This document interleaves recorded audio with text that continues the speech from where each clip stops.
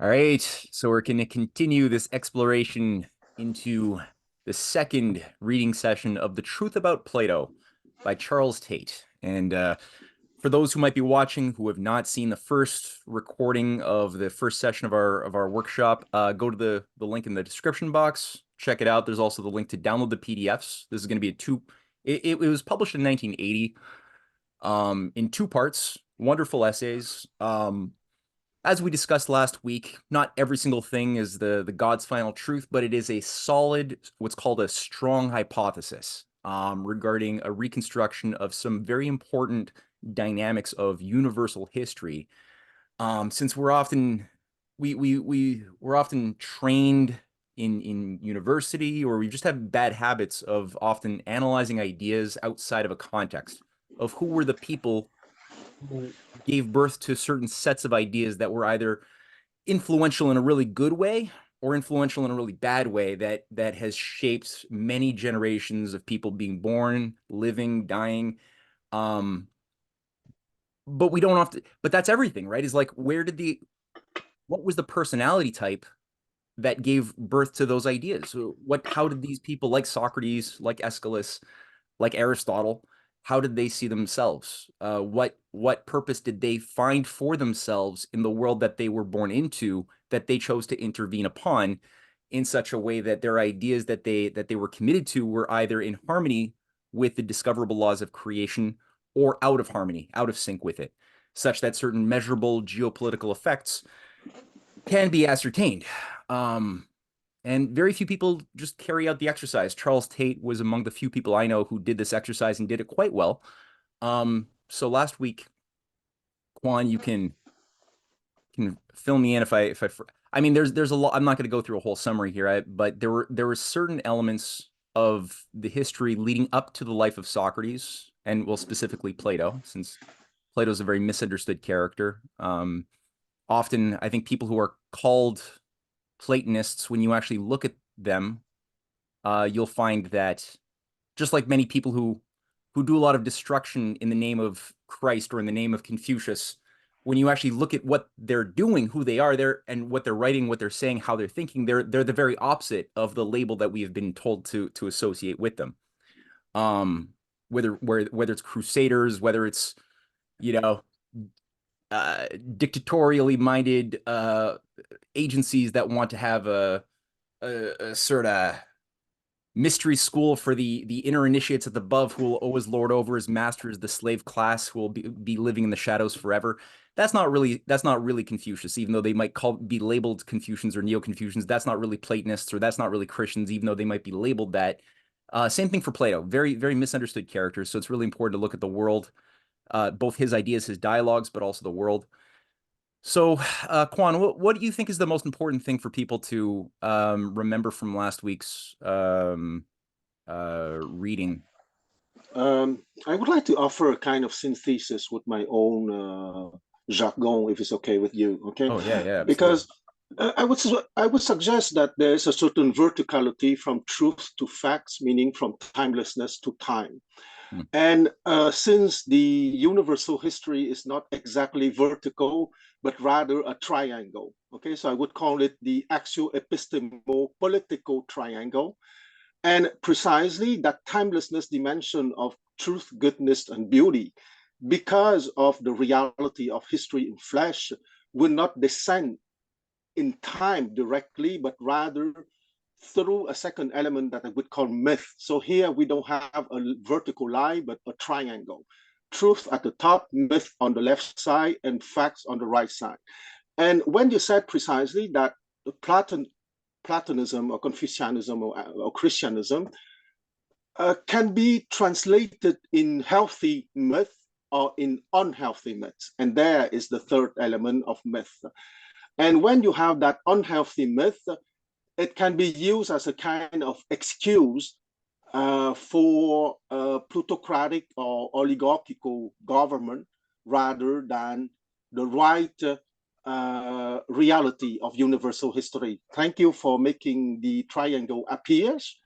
Okay, so that's what I mean exactly by rather than having a verticality from truth to fact or from timelessness of the three timeless forms of truth, goodness, and beauty directly to time, translated as wisdom, humanity, valor, and justice, uh, universe history will go through a more complicated or more convoluted path, if you will, because of the appearance of the third element, myth.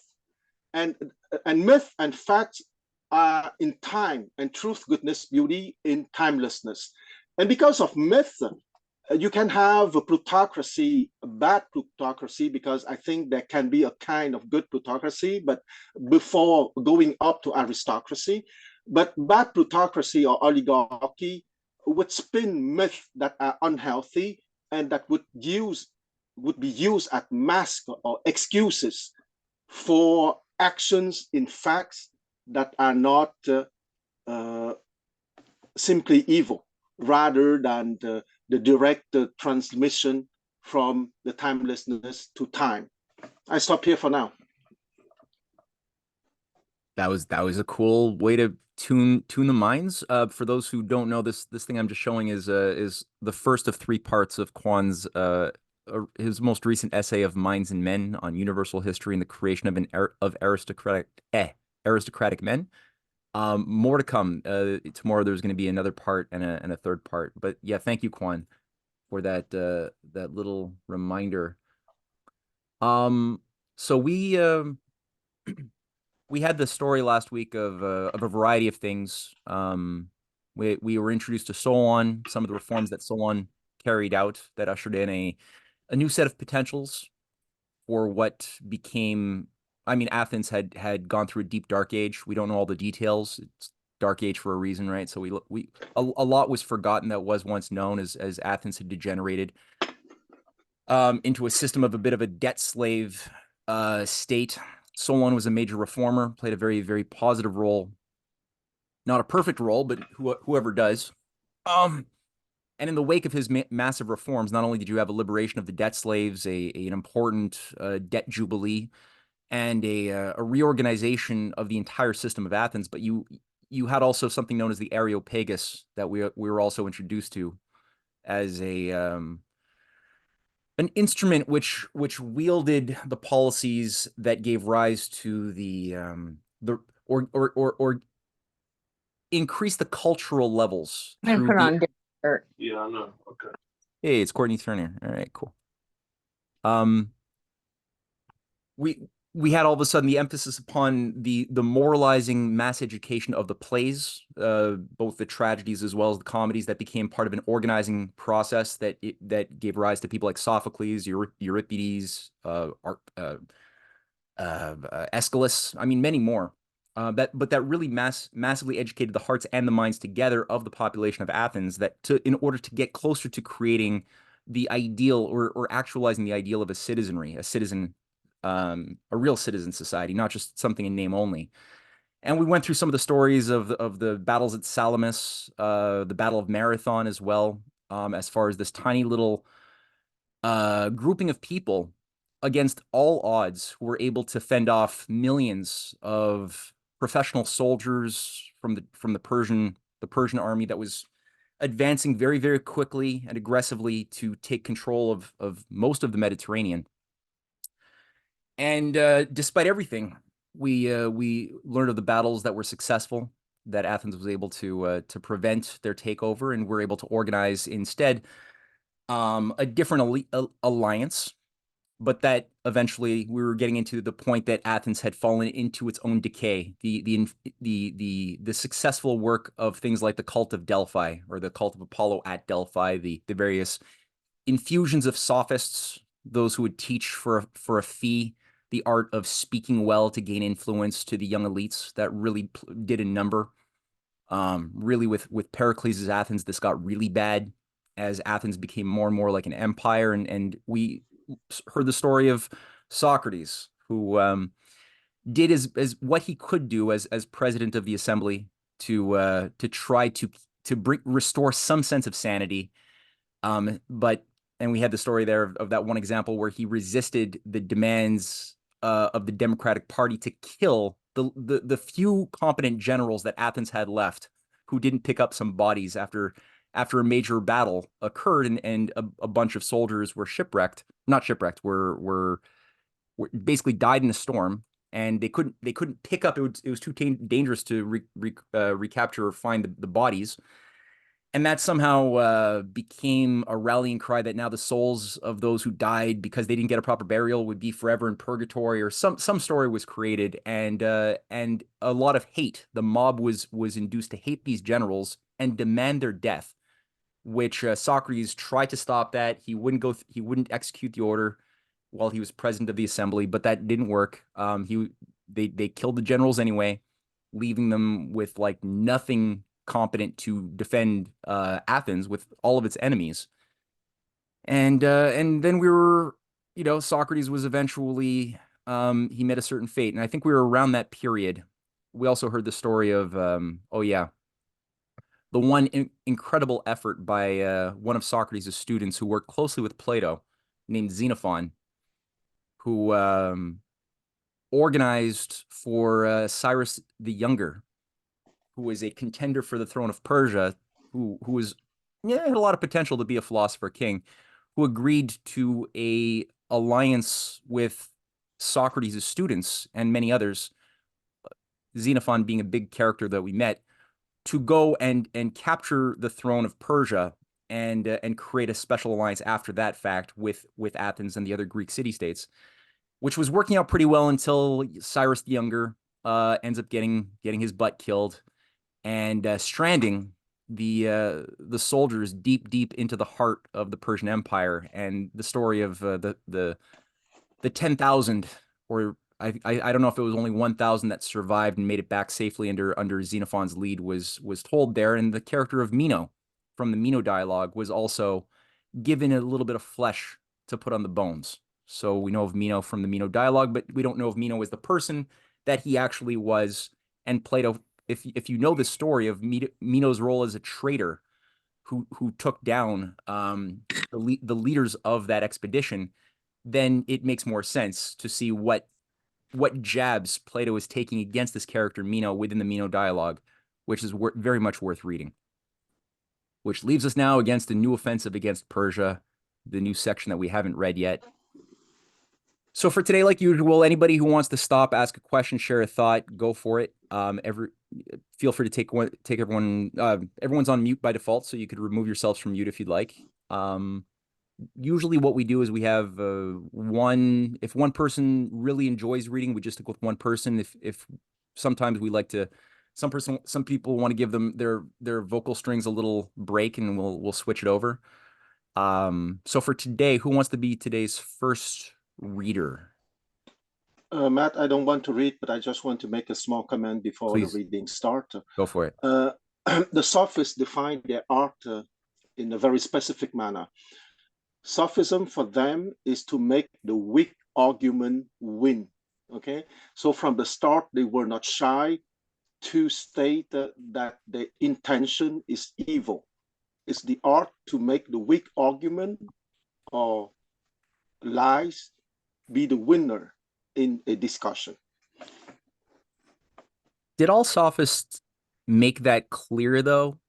Or did only some make that clear? Let's say that some of them, like Protagoras, made it very clear, because let's not forget that in the upper class of that time, in the oligarchical class, it's very important to know how to speak, okay, as in all culture. And the sophists would present themselves into those upper class families, saying to the father or the leader of the family, I will teach your sons how to win a weak argument. Okay, so it started from a very oligarchical or bad plutocratic perspective. Good point. All right. So back to the question. Who wants to be the first reader? I'm sorry, can we clarify that just a little bit more from my own mind? Yes. So the sophists from the outset had the intention of teaching people to make a weak argument appear strong. Absolutely. And if it's a weak argument to begin with, it's understood that it's not true. Well, yes, they understand Am I that. going a little bit too far with my second statement? No, that's what I said, Susie. Not at all. But at the same time, not all of them would be so clear with their intentions. Many sophists would not necessarily be as upfront as Protagoras Protagoras was, Yes. and would profess to Well, actually have special knowledge, which you could only get not through by abandoning your own powers of using your reasoning in order to embark upon a set of sophistical backflips, which is also another thing that happens.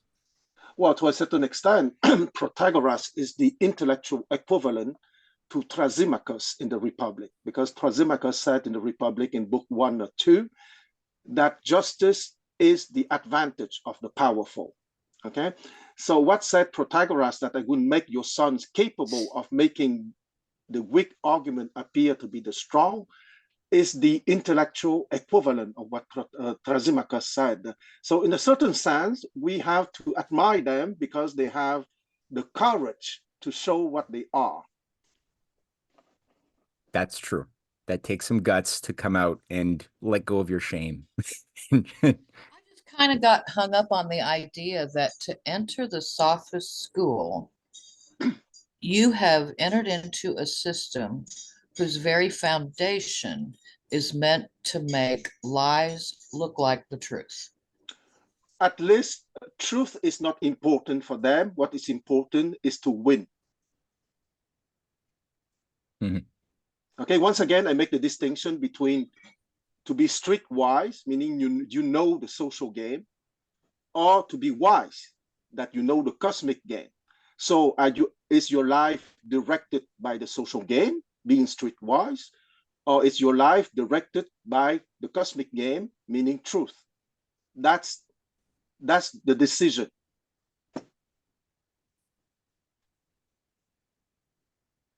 Thank you. Two good current examples that might fit into this would be the flat Earth thing, a degree of sophistry involved in that, where some of the arguments, certainly to some people, are very, very believable, and it's hard for some people to get beyond those arguments, gender or whatever, but nonetheless, there's a certain amount of sophistry, because I think anybody really pushing that one as an agenda knows that they're telling lies. I would also equate certain kinds of sophistry to legalistic arguments, one of which is happening in the International Court of Justice as we speak. But my dear Paul, absolutely, those kind of very convoluted arguments are the direct offspring of sophism. Absolutely. Yeah.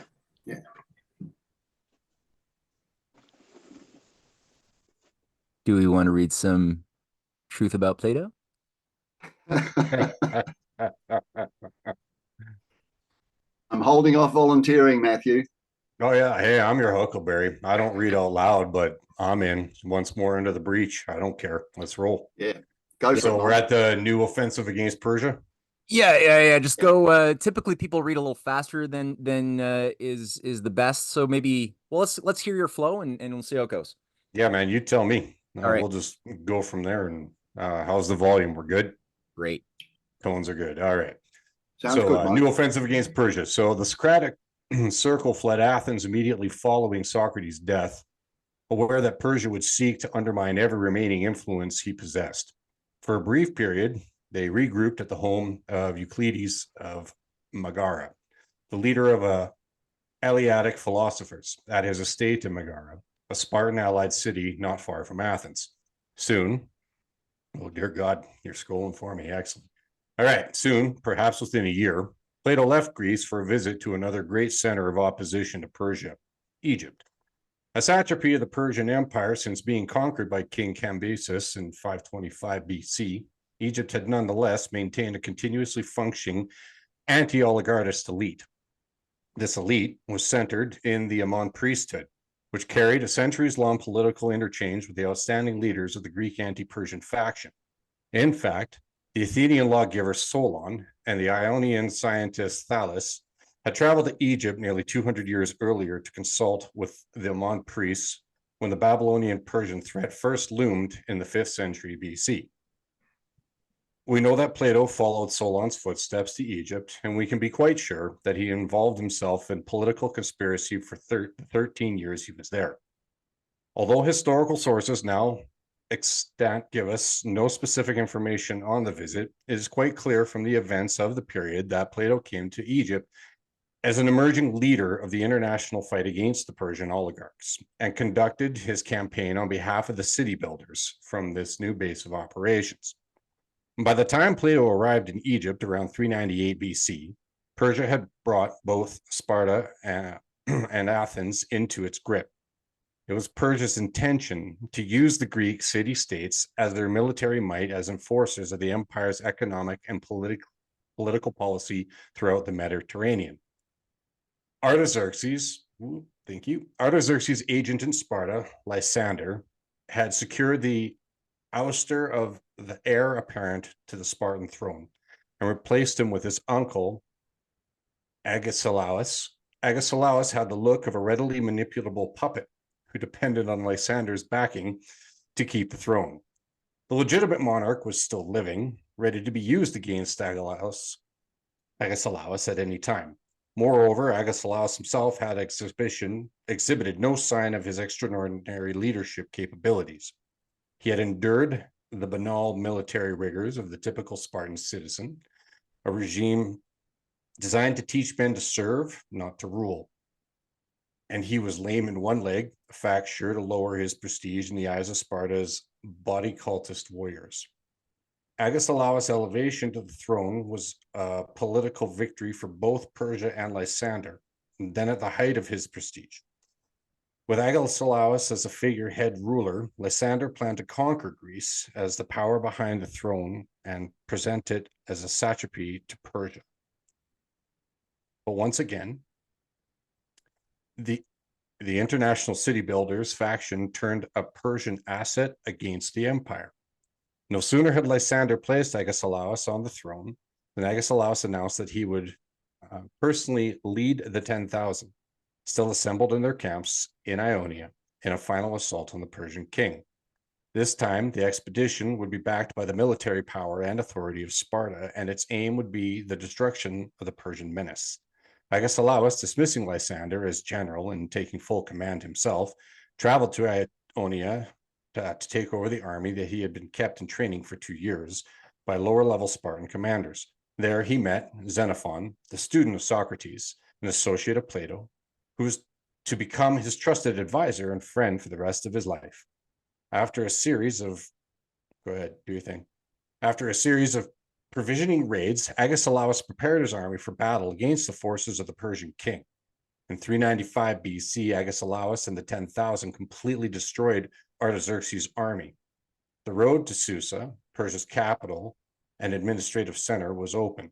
A brief military campaign was all that was needed to crush Persia forever. While Artaxerxes' army had been ripped to shreds on the battlefield, Persia's strategists were by no means sitting idly by. The agent Lysander hatched a deal with the Persian cult of Apollo at Delphi, in which certain prophecies would be promulgated to the effect that Sparta's kings must resign and an election thrown open to all citizens. In the faction-ridden Sparta of the time, especially with the Agesilaus and his, most trusted men in Asia Minor, such an election would certainly be manipulated to place Lysander on the throne, of course. The traders in Athens also did their part. Admiral Conon prepared the Athenian navy to join with Persian ships in an offensive to destroy Sparta control of the Ionian coast. If this territory fell into Persian allied hands, Agesilaus would be cut off from his path of return to Greece, and whatever victories were accomplished inland would be rendered meaningless. What prevented the destruction of Agesilaus' campaign was help from an international flank. The Egyptian component of the anti-Persian alliance, whose actions show the hand of Plato, although the evidentiary fingerprints have been worn away. For both the threat of internal Spartan subversion and the military threat of Conon's Persian-financed naval power were overcome, not from any Greek city, but from Egypt, where Plato was on the scene. Lysander's plot to capture the Spartan throne was undone by the priests of the Egyptian cult of Ammon, who came forward publicly for the only time in recorded history to denounce the temple of Apollo and Lysander as conspirators and demand the expulsion of Lysander from Sparta. The Spartans refused to expel Lysander, but the priest's disclosures ended the conspiracy and he was stripped of all influence. To abet Agesilaus' forces in developing a naval capability strong enough to withstand the Athenians under Conon,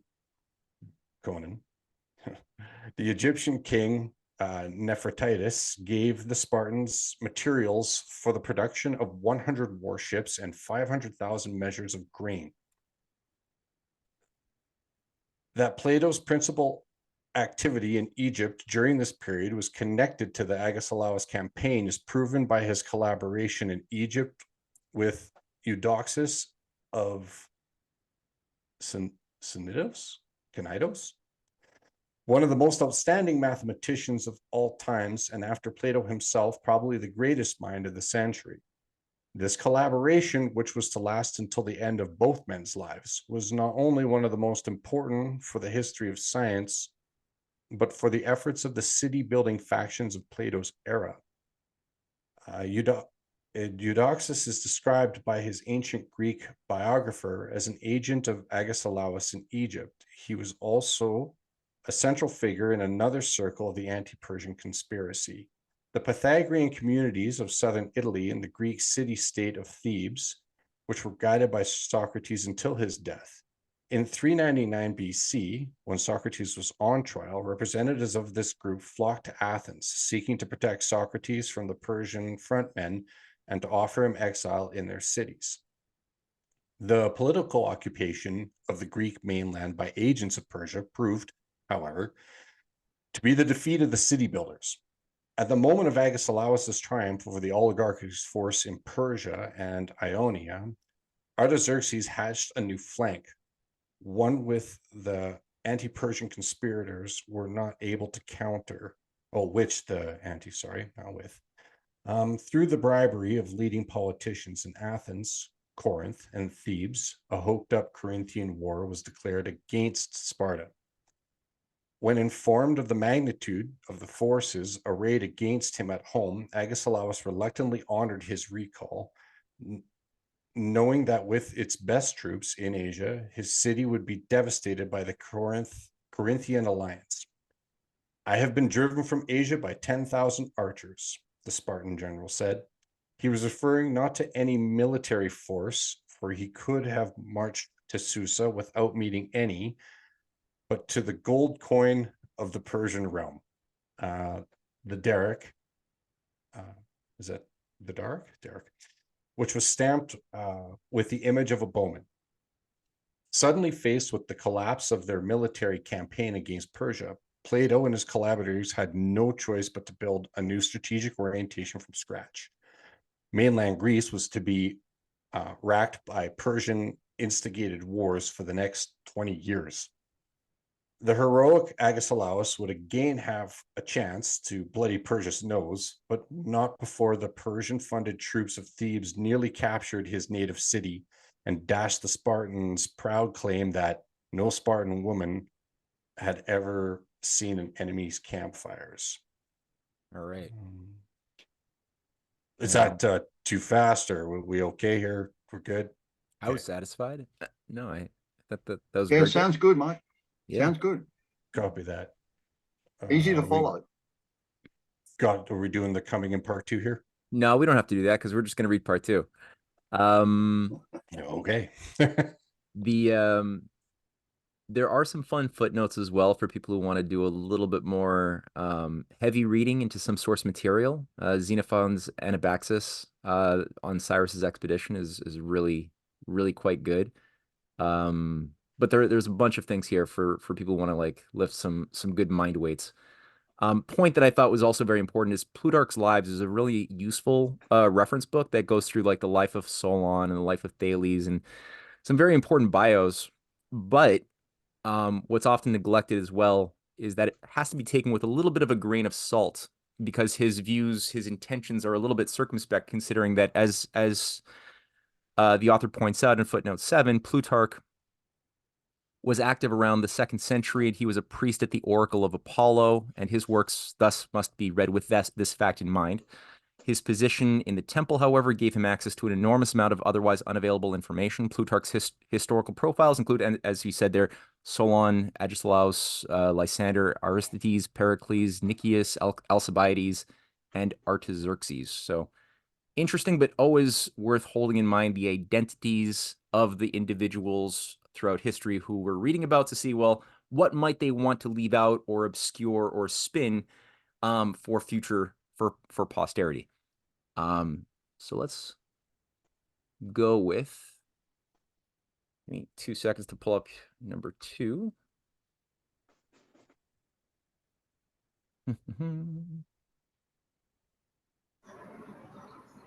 I have a question. Hey, Rick. Hey, how you doing, Matt? I'm okay. Is Lysander in Shakespeare Midsummer's Night's Dream connected, influenced at all, inspired by the Lysander in here? I'm not cultured enough to answer that question. Quan? I don't. I just remember that character from school, from high school, you know, or the name of that character. The short answer is no.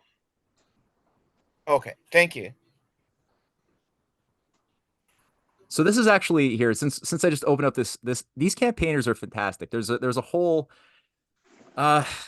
these are from the old labor committees from the 70s, and I think they stopped running these in the mid 80s. And some of the most extraordinary deep dives into Tavistock, into all sorts of things, are located in these campaigners. They came out like maybe 4 or 5 times a year. This one is from April 1981. One World Socialist Conspiracy. It's extraordinary, really extraordinary to see. And if anybody wants archived, like all of the PDFs, I've downloaded them so I have them all archived. Just ask me and I'll send you a folder with all of the editions.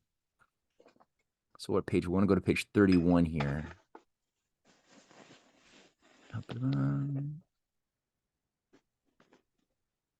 Nope.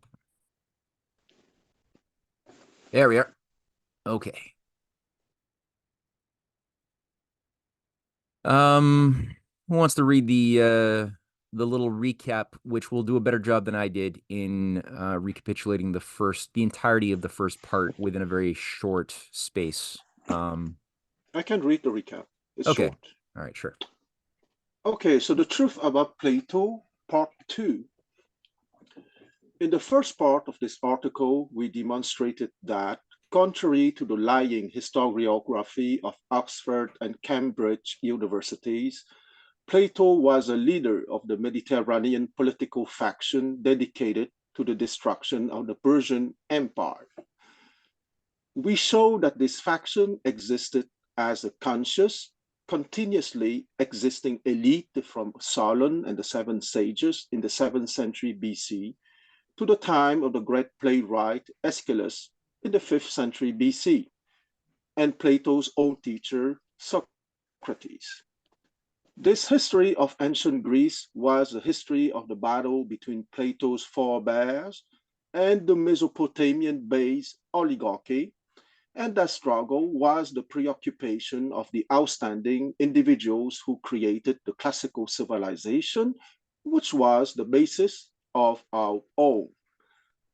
We found that Plato, a young man growing up amid the chaos and destruction of the Peloponnesian War, joined this force as the pupil of Socrates, whose death was later ordered by the Persian court and administered by Persia political agents in Athens. Following Socrates' execution, Plato left his native Greece for Egypt, another anti-Persian center, traveling as a political agent of King Agesilaus of Sparta. King Agesilaus was at this time in Asia Minor, together with Socrates' pupil Xenophon, waging a war against Persia that came within inches of destroying the oligarchy forever. But victory was snatched from Agesilaus' hands when a Persian funded attack on his city was mounted by Corinth, Thebes, and Athens, forcing his return home. Plato and his collaborators had to rebuild their political offensive from the ground up. In this part, we present Plato as the emerging leader of the humanist faction. We will see him as the architect of a bold strategy for the destruction of Persia and the development of civilization on the basis of Greek science and republicanism. We will look over his shoulder as he forms alliances throughout the Mediterranean world, as he forces events, creates flanks, and fights military battles. This picture contrasts starkly with that presented by the political intelligence operatives of Cambridge and Oxford universities. The so-called classicists would have us believe that after early disillusionment of politics with politics, Plato retreated into an ivory tower of speculation, holding himself above practical politics and scorning those involved with such concerns. Nothing could be further from the truth. In fact, it was Plato's lifelong effort to rid the world of the oligarchy which impelled him to seek new and higher scientific vantage points through the elaboration of his political and epistemological method presented in his dialogues. Good. Yeah, if this was a Greek play we would be watching, that would have been the chorus that we just heard. All right. Yeah. So I'll leave it up to the demos to decide whether Mike continues on, or do we vote for a new reader. I enjoyed Mike's reading. But I'll leave it up to the masses. Mike, you've been reelected. All right. Just had to unmute.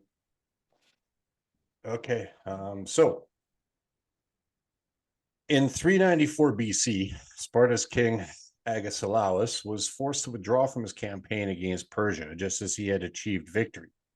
Agesilaus's weak flank was not on the battlefield, where he had destroyed the army of Persian king Artaxerxes. It was at home, where Persian influence and gold set the city-states of Athens, Corinth, and Thebes at war against Sparta. This Corinthian War, as it was known, was the prelude to decades of warfare on the Greek mainland. Like the 27-year internecine bloodbath of the Peloponnesian War, the new conflicts were designed to destroy the threat of a united Greek action against Persia. In a sense, the Peloponnesian War never ended. Boy, that ripples into today. All right. Crucial to Persia's time-tested counterthrust of divide and conquer was the city-state of Thebes, which continually sparked war on the Greek mainland throughout the first half of the 4th century BC. Persia underwrote the rise of Thebes as a new garrison state on the mainland because 100 years of manipulations of Athens and Sparta had shown, in spite of all, that both cities possessed factions which took pride in Greek civilization and detested Persia's bestialism. Thebes, however, was the most backward and cult-ridden of any major Greek city. Located in Boeotia? Yeah, it's a tough. Boeotia? That's a really tough one. Boeotia. Oh, Thank you. Boeotia, a district of Greece, which literally translates as Cowtown. Hey, it's Calgary. All right. So anyways, which literally translates as Cowtown. Thebes' outlook was dominated by the backward peasant culture of its environs rather than by the Greek maritime and city building impulse. It was near Thebes that the bucolic poet Hesiod Hesiod, thank you, wrote his Theogony, a primitive and violent genealogy of the gods, and his works and days, an encomium to stoop labor and rule idiocy. Thebes had openly sided with Persia during the Persian War of 499 BC, and remaining a Persian pawn throughout its history, the staging ground of the Greek mainland for Persian-sponsored wars and subversion. Although it never had been an important military power, under Persia's tutelage, Thebes developed one of the most hideous military institutions ever seen before the days of the Nazi SS, the so-called Sacred Band. The Sacred Band, a euphemistic tag, sometimes used instead of the name Ariste or lovers, was a homosexual military squad trained to fight and die for the glory of Persian-controlled Thebes without mercy for themselves or their opponents. These kamikaze-style fighters were even married in bizarre ceremonies to wed them to one another as an invincible fighting unit. The rise of Thebes dominated the history of mainland Greece for most of Plato's adult life and continually hampered his freedom of action. Socrates' student Xenophon chronicled with an acid pen in his, wait for it, Hellenica, written fittingly as a continuation of Thucydides. You got it. Thucydides' Peloponnesian War. Every twist and turn of Thebes' vicious rise to hegemony over mainland Greece. Years later, when Alexander the Great launched the campaign that at last destroyed the Persian Empire, his first precaution was to level Thebes and execute its entire population. Ooh. That's gonna suck ass. That's harsh. So just quickly, let's get a little visual image here of the lay of the land. So what we got there is Delphi, Greece, Lydia, Phrygia, Macedon. Sicily doesn't play too big of a role yet. Phoenicia's down here. Temple of Ammon, right? That's the zone that Plato was operating out of, where the author speculates he coordinated or helped participate in the alliance with Sparta against Persia. That's a super interesting hypothesis. And Babylonians way over there. Good to just have that top-down image. All right.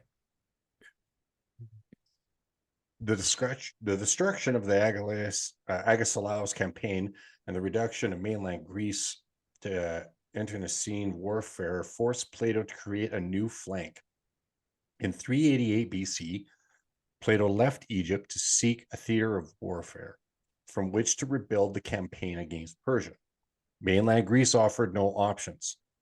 For in this same year, negotiations were underway, which led to a brief interruption of war through a treaty named after Agesilaus' major opponent in Sparta, the Persian agent Anatole Cides. And these Greek names are tricky. Oh, yeah, for sure. And Antalcides, but more candidly referred to simply as the King's Peace. Through the negotiations, Persian King Artaxerxes won complete control of the foreign policy of the Greek cities. He could establish or end alliances among the city-states virtually by fiat, and Greece was in all but name a satrapy of Persia. Plato journeyed across the Mediterranean to seek counsel with a wise and experienced ruler, no newcomer to the international struggle against the oligarchy. The man with whom he was to plan the next phase of the battle against the oligarchy was Archytas, the ruler of Tarentum, now Taranto, a major Greek city in southern Italy. We can well imagine Plato's excitement during his journey across the Mediterranean, preparing to meet a man of whom he had known much for many years. It is likely that Plato, now 36 years old, had a sense of reunion with his teacher Socrates, for Socrates and Archytas may well have known and admired each other, if only by reputation.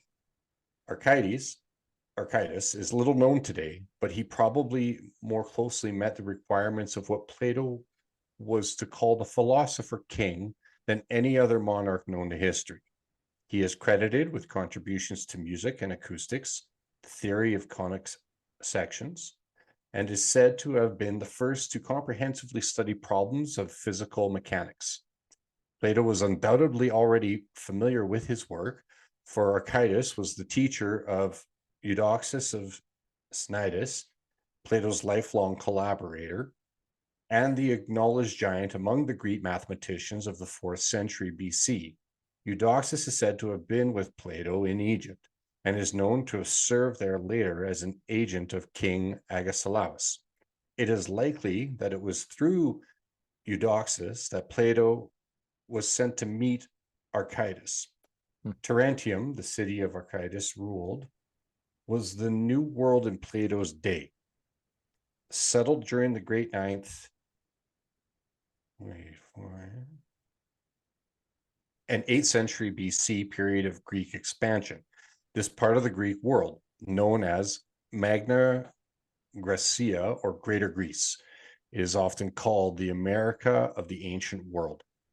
As a statesman, Archytas maintained peace with the native Italian populations around Tarentum and established the League of Tarentum, a confederation of Greek cities.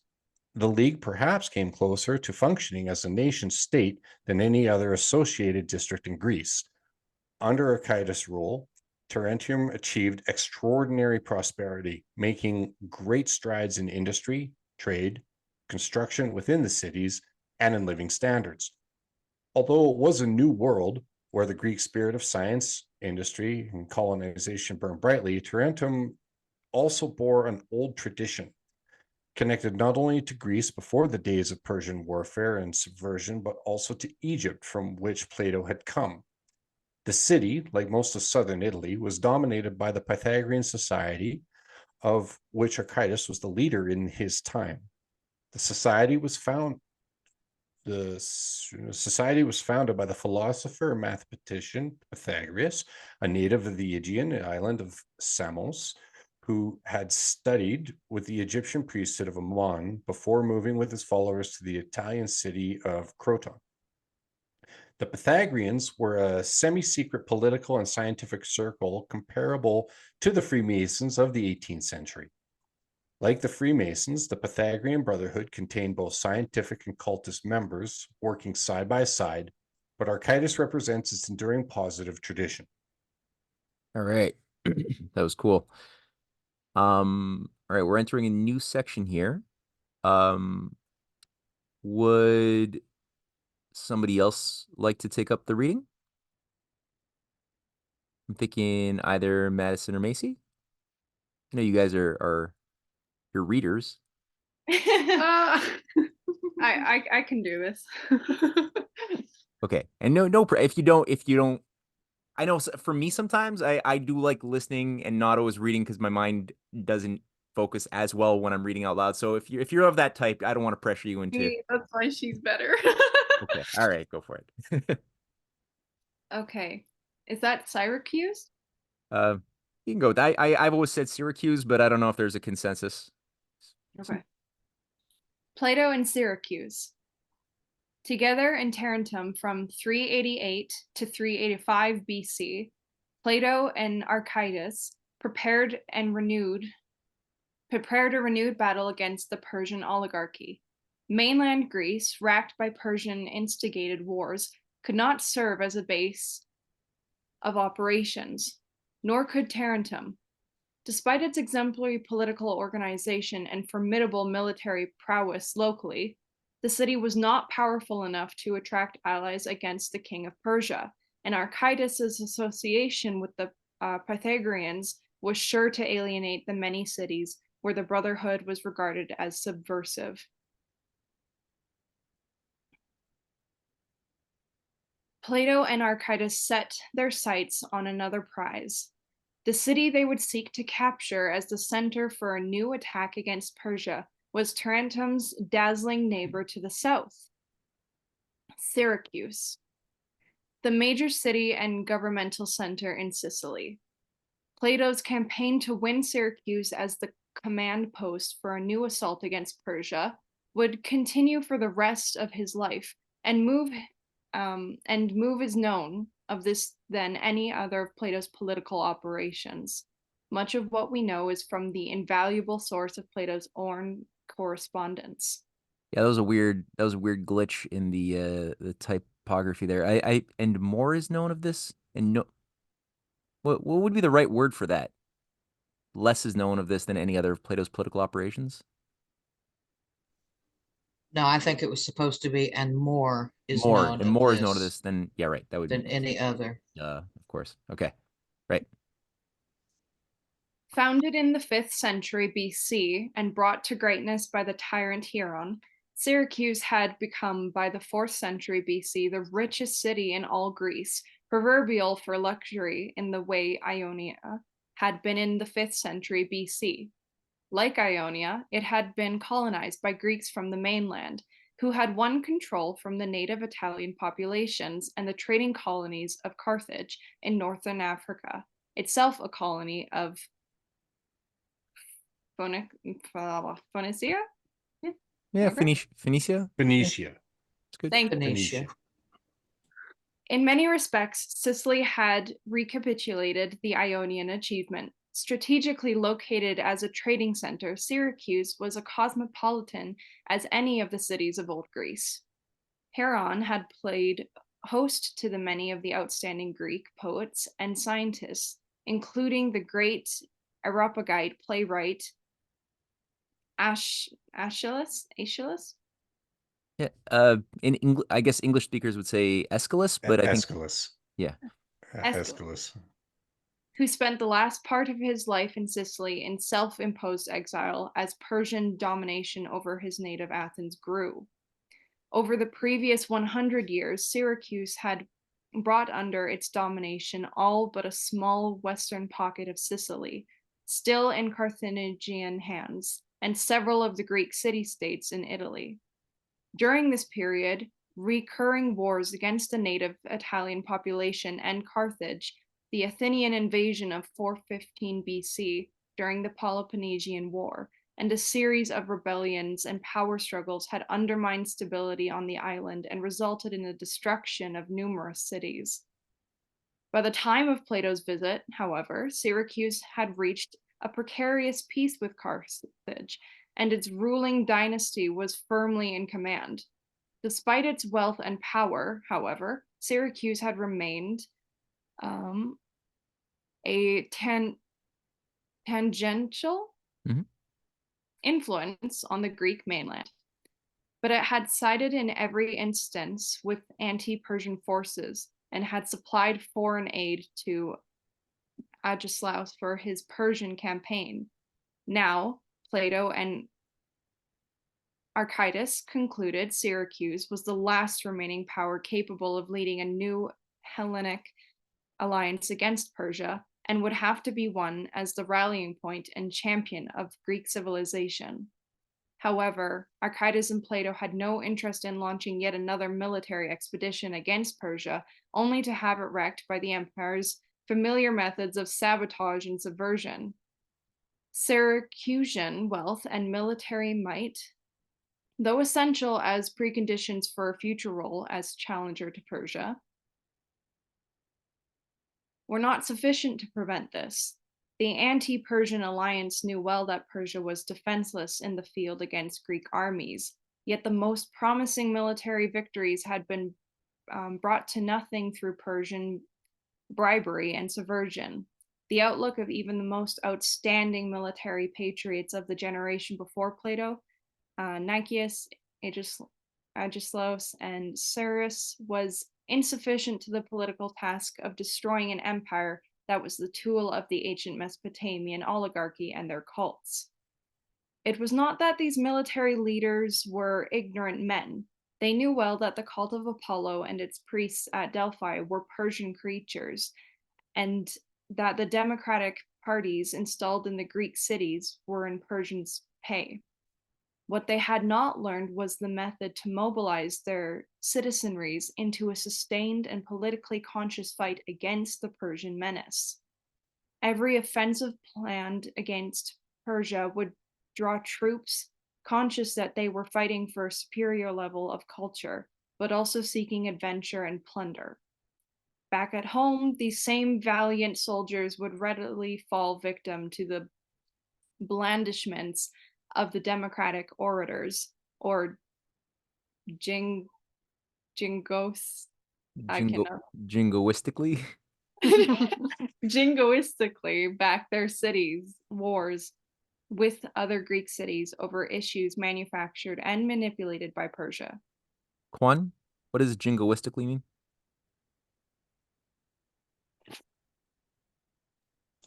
But the patriotism, meaning fake patriotism, flag waving patriotism. Thank you. And this last paragraph seems like exactly where we're a bit stuck today. Definite similarities.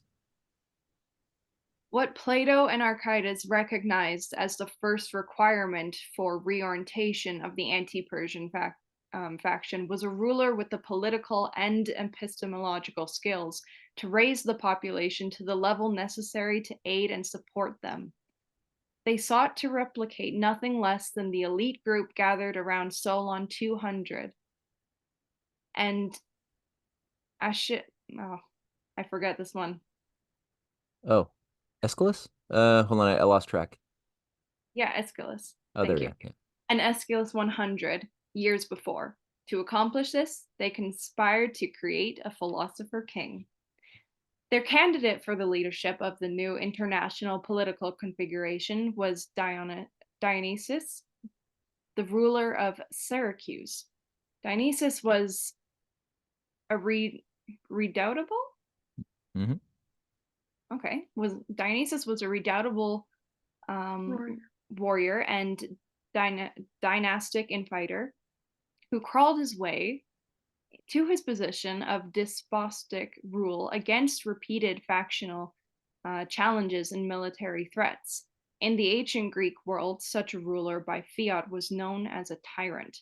Dionysius played the part of the tyrant to the hilt, and his ostentatious display of wealth, power, and force of personality won him fame, if not always admiration, throughout Greece. His court was magnificent. Kinsmen and retainers assembled, fortunes rivaling the riches of rulers of every other Greek city. The court circle led a life like that popularly ascribed to the degenerate courtiers at Versailles before the French Revolution. A never-ending rout of feasts, celebrations, and dissipation. Even outside of the court circle, well-to-do Syracusans boasted a luxurious standard of living that became proverbial throughout Greece. A sumptuous banquet anywhere in the world was called a Syracusan table, and the sybaritic personal habits of the Syracusans were known as the eudaimonospios, the lucky or happy life, more or less what Americans now call the good life, but on a vastly grander scale. All right. Quick little snapshot once more of the environment. Sicily, southern Italy, and Greece in the 4th century BC is the caption.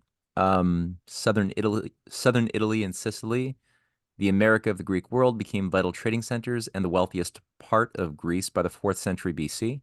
Greek colonization there had accelerated in the 8th century, when further settlement in Asia Minor was hampered by Assyria. This new Western outlet for the Greek city-building impulse recapitulated in many respects the Ionian resistance of the 9th and 8th centuries BC. Sicily was dominated by Syracuse, a colony of the major Greek banking center Corinth. The Dionysius dynasty ruled the city from the mid-5th century to 344 BC. Southern Italy was largely controlled by the Pythagorean society, whose founder was Pythagoras. And just a recap of the geography. All right. And just quick, Quan, when was the first Punic War? That was like 270 something BC, right? Yeah, Yeah, it's 264 BCE to 241 BCE. So it was much later on, because Carthage was still quite powerful during Plato's time. And Dionysius I became a tyrant at 26 or 27 years old because he was an outstanding commander against Carthage precisely. So I would say that Dionysius I is the absolute prototype of the tyrant, meaning talented, a capable commander, but not having beauty, goodness, and truth. But possibly influenced by a good philosopher king or some geostrategic advisor who could feasibly make them an instrument to do not destructive things, maybe. Or am I wrong? Absolutely. I would say that here, you know that I'm a lover of Plato, but one of the rare times that I would criticize severely of Plato was precisely when he met Dionysius the first time in 387 BCE, I think. Well, Plato was 40 years old. Okay, so when he was born in 427 BCE, so 387 BCE, he was 40 years old. The first time he met that king or that sovereign, he called him tyrant. Okay, which is the absolute offense to give that guy. So he was maybe lacking a little bit in diplomatic skills for such an important event. Gotcha. Well, we're about to jump into that story pretty soon here. That's all right. Cool. Thank you. Partly because he had a sense of what was appropriate for a great ruler, and partly because he could not bear the thought that he might be outdone in any way, Dionysius aspired to be a great patron of the arts and sciences. To leaven the revelry of his court with culture, Dionysius gathered a menagerie of sophists and poetasters. I'm thinking poets. I don't know why poetasters is the word they selected. That's Psycho devoted to reminding Dionysius of his greatness in exchange for lavish gifts. Not to be bested by such hirelings, Dionysius conceived the conceit that he himself was a great tragic poet. A famous anecdote recalls how a popular poet visiting the court wriggled out a potentially dangerous spot when forced to judge Dionysius' lyric. Sworn to be both frank and respectful to his despot, who did not suffer criticism, the poet raised enough good-natured laughter to save his neck when he said Dionysius' reading moved one to pity. Surviving fragments uphold the poet's verdict, but Dionysius was able to rescue his self-delusion when Athenian judges at the Linnea contest awarded him first prize for tragedy, doubtless out of political motives. Plato himself did not divulge, even at the end of his life, what political networks worked to make way for his arrival in Syracuse in 385 BC. In his 7th letter, he says only that a higher power brought him there. His reception shows that Dionysius had great plans for him. The tyrant hosted state dinners in Plato's honor and accorded him every privilege and mark of favor due to a leading thinker whose presence would mean great blessings for the Syracusans. Plato calculated that although the tyrant was the victim of pettiness and megalomania, Dionysius' ambition for greatness might be a force for good as well as for evil.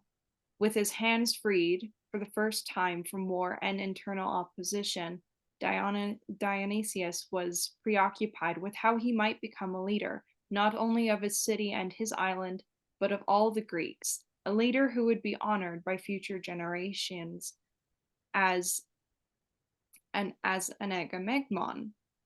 It was through this impulse that he sought and, for a time, accepted the counsel of the Athenian Plato, who was beginning to be recognized as not only the intellectual heir of Socrates, but as the outstanding mind of his time.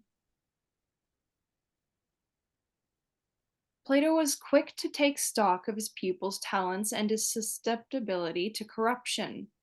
Clearly, as long as Dionysius remained a glutton for flattery and enamored of the court life which revolved around him, he would come to nothing, or worse. The experience of the anti-Persian faction for more than 100 years had shown that wherever gold and extravagance counted for more than truth and Greek civilization, Persian subversion would find easy work. Even without such a threat, the Syracusan court, as Plato recounted many years later, was totally inimical to the development of the philosopher king, the only type of ruler equal to the tasks required for leadership of a new Hellenic alliance. The scheming and backstabbing of Dionysius' retinue? Retinue. Yeah. Retinue. The scheming and backstabbing of Dionysius' retinue of family members and retainers was also potentially disastrous to Plato's mission in Syracuse. Behind the tyrant's facade of absolute rule, his courtiers hatched plot after plot, each seeking personal aggrandizement and the ouster of some momentarily court favorite who stood in his way. In his atmosphere of intrigue, Dionysius lived in terror that he would be the victim of conspiracies launched by those jealous of his power, and he sought to forestall such threats, real and imagined, by exiling thousands of those who had lost his favor.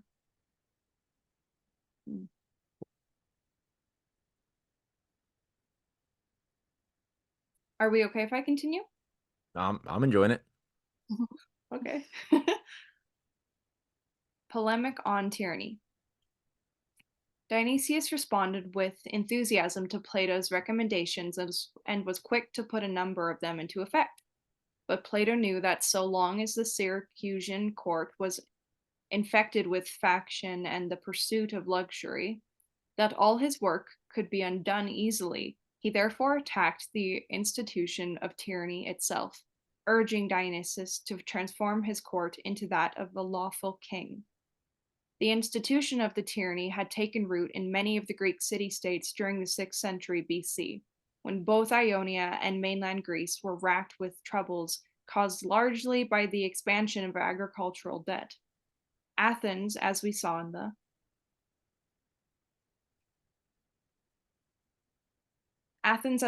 first part, was embroiled in factional warfare among craftsmen and merchants, small farmers, and the landed aristocracy. There, the reforms of Solon, the lawgiver, had preserved the city from internal destruction. Although Athens was to have its own tyranny, the tyrant's hand was stayed by Solon's laws. Most cities were not so fortunate. Civil war gave rise to cliques of powerful individuals, usually members of the city's wealthiest families, who established one man as ruler by fiat, unanswerable to no law other than their own whims. These tyrants were hated throughout Greece as assassins and murderers who maintained their position by killing or exiling any potential opponents while robbing their people blind to buy the loyalty of their henchmen. This same process was recapitulated in Syracuse. The house of Dionysius established itself as a tyranny in the mold of earlier tyrants, most of whom had been overthrown by the Persian installed democracies. The democracies were more pliable to Persian control than the self-willed tyrants. In fairness to Dionysius, he was by no means the worst of tyrants. Far from being emasculated by Dionysius, the average Syracusan shared in the wealth and prosperity of the island. Despite the many exilings of prominent Syracusans, there is no reliable record that he ever executed citizens. Even exiles could usually count on finding their estates intact upon their return, and a shift in the political winds would often find them back in their old positions. Tyranny, however mild, was nonetheless a lawless form of government, lacking any code of laws or even traditions of privilege, having no moral basis other than the will of the tyrant. The tyranny was inherently incapable of sustaining the quality of moral leadership needed to establish a political command center of the sort that had existed around Solon or I'll get this eventually. Aeschylus. Aeschylus. Aeschylus. Forgive me, Aeschylus. As opposed to a tyrant, a king was understood by Plato to represent lawful authority, answerable to the good of his subjects, guided by laws and advised by counselors, speaking honestly to the best of their abilities. In a dialogue written either during or shortly after his stay in Syracuse, Plato sets forth the arguments he used to persuade Dionysius to destroy the tyranny and establish himself as a lawful king. Plato describes how the tyrant, contrary to the ignorant opinion of many, is the most miserable and least free among men. That dialogue is the Gorgias, a polemical masterpiece showing Socrates in action in one of the best examples of political organizing ever reported. Gorgias was a political figure well known to and despised by Dionysius. As a leader of the Democratic Party in Leontini, a southern Italian city constantly at war. Oh, that was a loud notification. As the leader of the Democratic Party in Leontini, a southern Italian city constantly at war with Syracuse in the late 5th and early 4th centuries BC, it was Gorgias who conceived the Athenian general Alcibiades to launch the disastrous Syracusan expedition of 415 BC. That expedition caused terrible suffering to the Syracusans until they captured and killed the Athenian army and navy to the last man. The memory of the invasion of 30 years before still aroused anger in the Syracusans, and an included purpose of the Gorgias was to document that Athenians, Plato, and Socrates were of the political faction that opposed the adventure. To Dionysius, this dialogue was to be a stern warning, which would confront him with a fact he had never faced squarely. All powerful in name, he was like the lowest rabble in the democratic assemblies, the plaything of his advisors, men who differed in no way from Gorgias, the detestable Democrat, from hostile Leontini.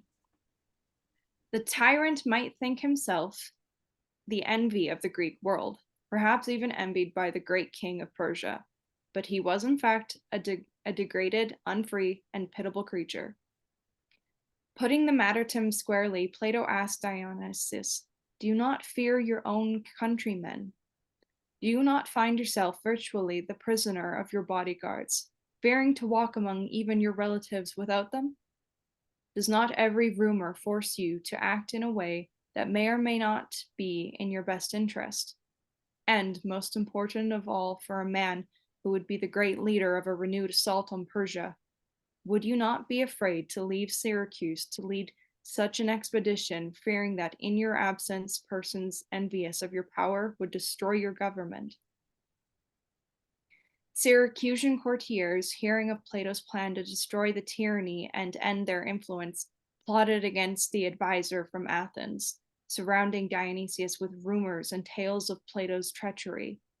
Before the Athenians had sent ships to destroy Syracuse, they said, now defeated in battle, they send Plato, carrying strange arguments and wild schemes of conquering Persia.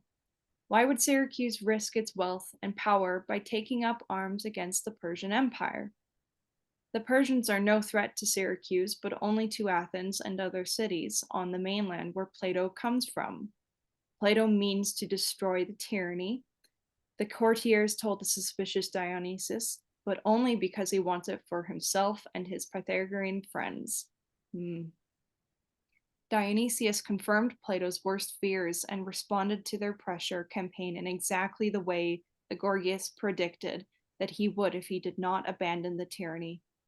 Convinced that Plato was plotting against him, the tyrant had him seized and consigned to a fate never used by the Greeks against one another except in war.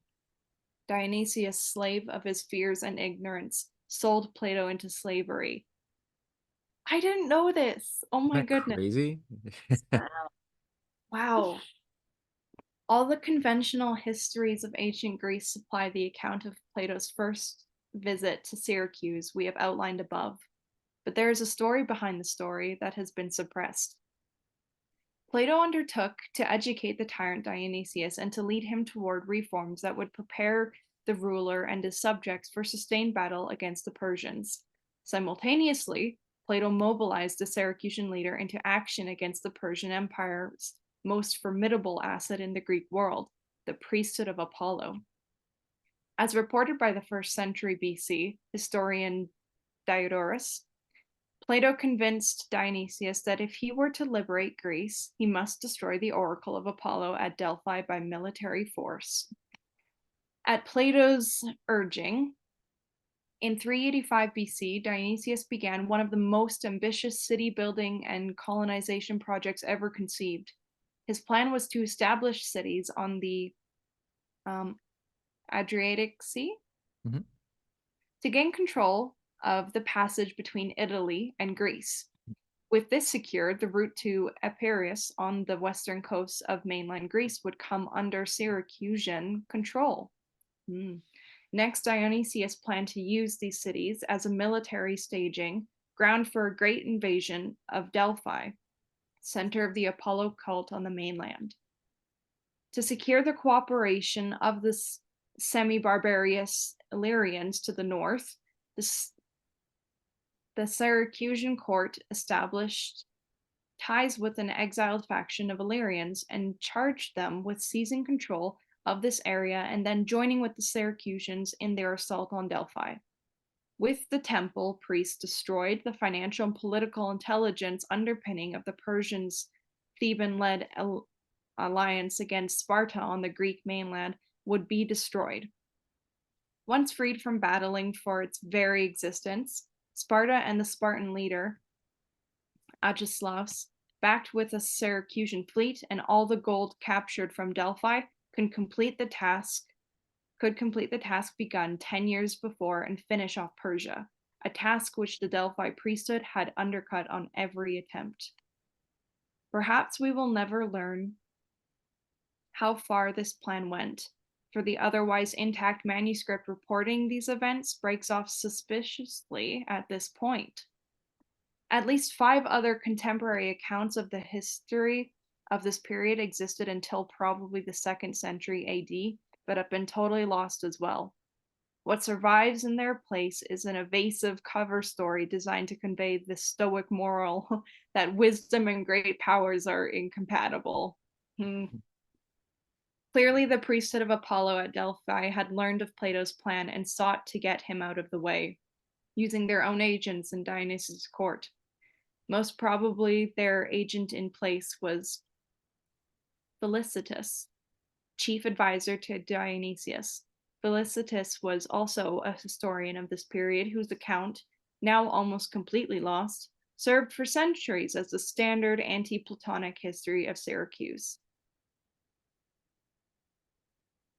Although Dionysius was no material for Plato's philosopher king, Plato met a young man at Dionysius' court who had developed a seriousness of mind and aloofness from the evils of the tyranny despite every inducement to mindless dissipation and court intrigues. This was Dion, the brother-in-law of Dionysius, who found in Plato's philosophy the antidote to the disastrous condition of the Syracusan court.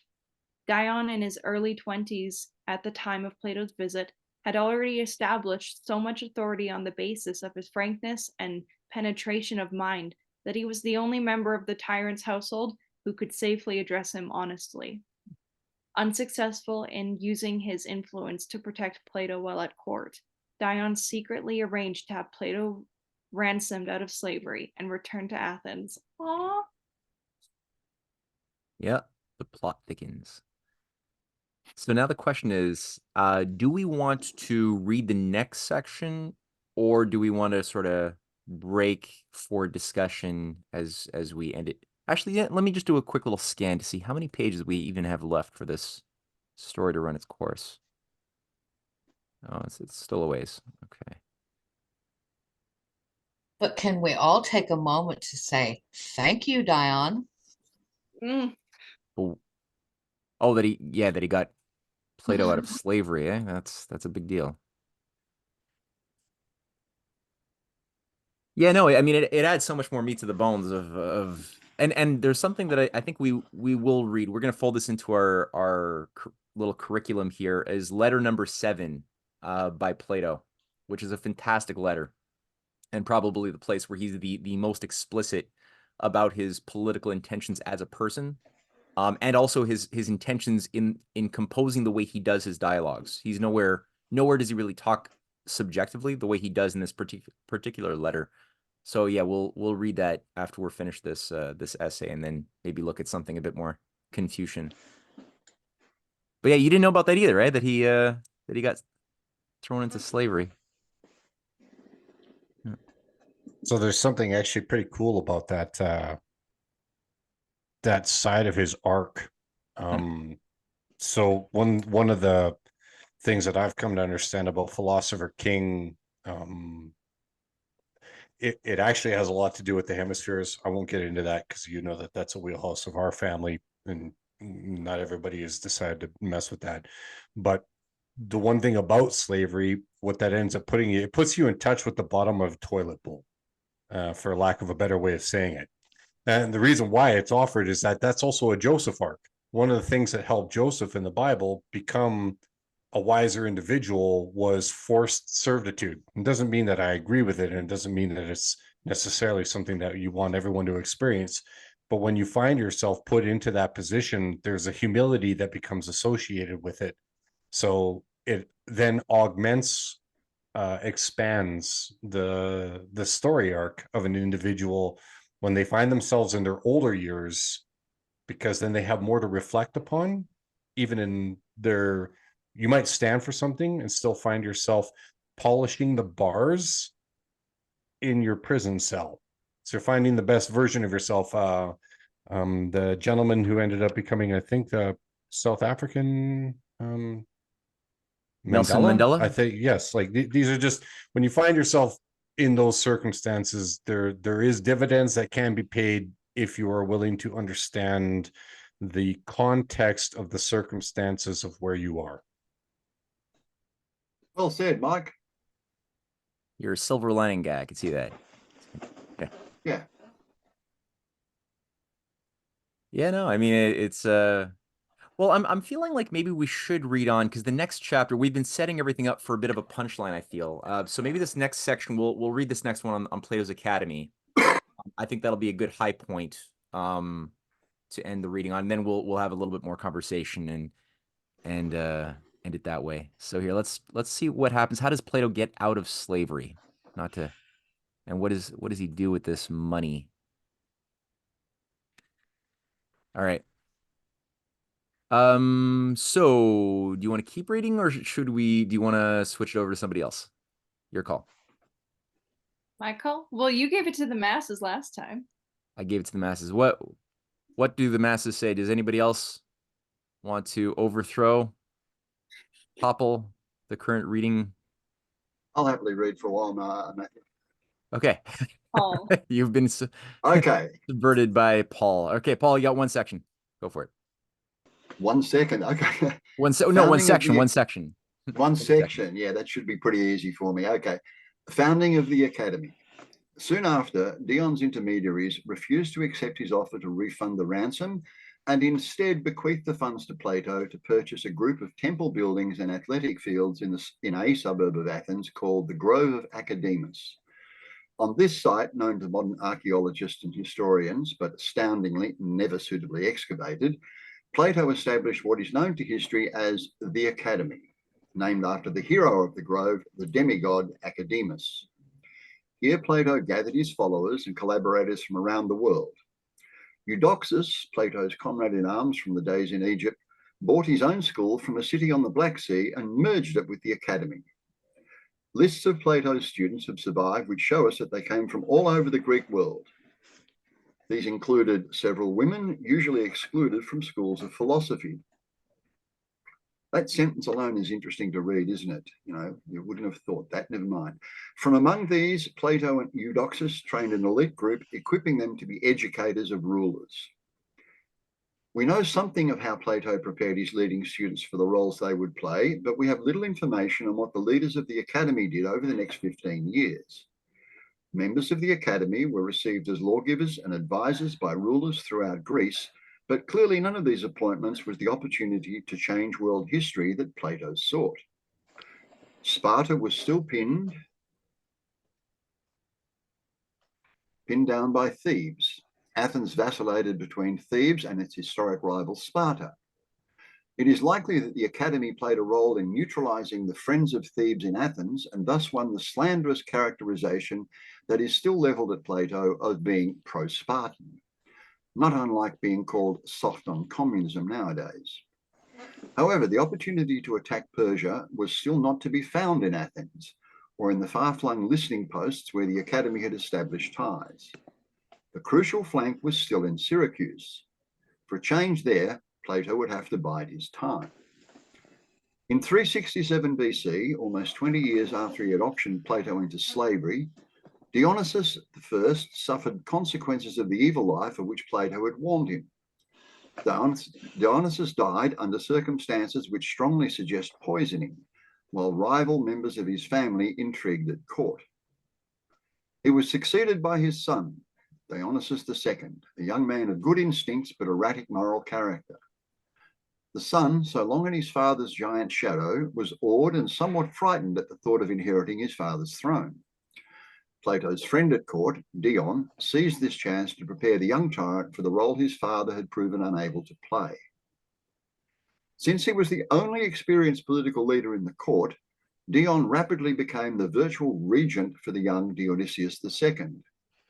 Even the court cliques, which hated Dion and had conspired against his influence for years, were forced to accept his leadership.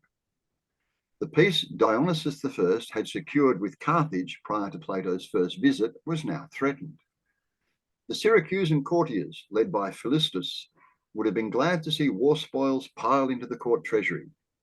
They conceded, however, that no one among them had the stature to lead the city in combat, and the young monarch could inspire no confidence in the army or the city.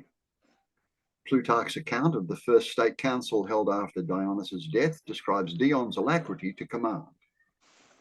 At the first council, which the young Dionysius held with his friends, Dion summed up the political situation and the immediate needs of the state with such authority that the rest of the company gave the impression of being mere children. But what impressed the council most of all, since they were greatly disturbed by the danger which threatened the kingdom from Carthage, was Dion's undertaking that if Dionysius wanted peace, he would sail at once to Africa and put an end to the war on the best terms he could obtain. But that if he was set on war, Dion would supply 50 fast triremes and maintain them at his own expense. Dionysius II was a young man about 20 years old when he inherited the throne of Syracuse. It was his ambition to surpass the achievements of his father, both as a ruler and in learning. He had learned the rudiments of Platonic teaching from Dion before his father's death. Now his interest in the great philosopher became intense, and Dion was commissioned to call Plato again to Syracuse. Plato's arrival was celebrated as a great holiday, with public ceremonies and feasting in anticipation of the good fortune the return of the outstanding man of the age promised to Syracuse. Dionysius II made numerous gestures to indicate his eagerness to put himself under Plato's tutelage. At one court reception, the priests intoned a traditional prayer for the long life of the tyranny of the house of Dionysius. The young tyrant, remembering that it was Plato's arguments against tyranny that caused his father to expel Plato and sell him into slavery, interrupted the priests and denounced their prayer as a curse. He then announced that he wished to embark immediately on a program of social reforms along the lines indicated by Plato, which would include the abolition of the tyranny. Dion and Plato were encouraged by the young tyrant's ambitions, but regarded him as completely unsuited to real leadership. Although he was attracted to philosophy, he had never steeled his mind in rigorous study, nor had he developed the steadfastness of character to practice the new type of kingship Plato envisaged. He was unprepared to maneuver through the wiles of the court and still in the grip of the Syracusan good life of feasting, luxury, and dalliance. Nevertheless, Plato undertook to turn the young ruler into a fit leader. Plato judged Dionysus an excellent mind and one that could be nurtured through study to become the sought-for philosopher king. Dion and Plato immersed Dionysus in a demanding course of study of geometry and epistemology, making it clear that until he had mastered these, he would be incapable of carrying the political reforms through to completion. Dionysus's initial response was enthusiastic, not only for himself, but for the entire court. According to Plutarch, the palace floors were covered with sand and used to sketch geometric constructions, much as we use blackboards today. The courtier faction led by Philistus regarded these developments as ominous. The system of tax collection rights, large stipends from the state treasury, and outright gifts from the throne on which the court retainers depended threatened to come to an end. The harem of sophists assembled by Dionysus I also closed ranks against Plato. Most prominent among these was a renegade pupil of Socrates himself, Aristippus, who had sold his intellectual patrimony for a comfortable position as a court fop. His character is revealed by his remark upon hearing that Plato had refused a great amount of gold from Dionysus I, "Such is the wisdom of tyrants, who offer much to those who will not accept, and little or nothing to those who will." These groups undermined Plato's influence with his royal pupil by playing on the young monarch's appetite for dissipation and love affairs, some not without a hint of blackmail, and on his eagerness for praise for his entirely negligible intellectual accomplishments. Philistus and his faction began to circulate rumors that Dion, assisted by Plato and Eudoxus, sought to overthrow Dionysus and seize power for themselves. Their educational program was described in court circles as a trick to soften the young tyrant with speculative fantasies, while the philosophical conspirators took the reins of state into their control. Dionysus fell increasingly victim to Aristippus and the other flatterers. Had he not shown, they told him, the greatest promise at the earliest lessons Plato taught? Were not the difficulty he later encountered in his studies the result of sophistical riddles propounded by Plato to undermine his ability and confidence in his intelligence? And had he not already committed himself to the reforms Plato and Dion claimed to favour, but now advised him against carrying out until his education was further developed? Plato recounts the tension this battle for the young tyrant's mind aroused at court in a sharply worded letter to Dionysus II, written many years later. "I declare that about 20 days before my departure from Syracuse for home, when Archidemus and Aristocritus were with us in the garden, you brought against me the same reproach that you now make, that I cared more for Heraclides and the rest than I did for you. In their presence you asked me whether I remembered advising you, when I first arrived, to resettle the Greek critics. I admitted that I remembered it, and said I still thought that it was the best policy. And I must remind you, Dionysus, of what was said immediately afterwards. I asked, as you remember, whether this was all my advice or whether there was something more. And you replied with considerable anger and division, as you thought, whence it has come about that what you then derided is no longer a dream but reality, and said with a very forced laugh, I remember well, you told me to get an education or leave all projects alone. I replied that your memory was excellent. And this education, you said, was to be in geometry, was it not? I refrained from giving the reply that occurred to me, fearing lest a little word might narrow my prospects of sailing home, to which I was then looking with confidence. 319 AC. Philistus finally succeeded in turning Dionysus II against Dion by manufacturing a scandal over Dion's efforts to secure a permanent peace with Carthage, the military adversary of Syracuse for decades. Dion was immediately exiled from the city, forbidden to take with him even his wife and child.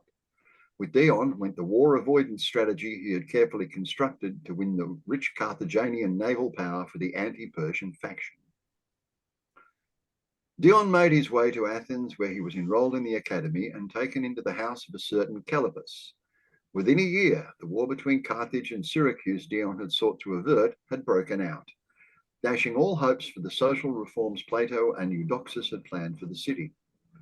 One favourable consequence did result, however. Since Dion's expulsion, Plato had been held under house arrest because Dionysius feared that the philosopher's report on the Syracusan situation would reflect ill on him in the rest of Greece. With the outbreak of war, Plato was released and allowed to return to Athens. Cool.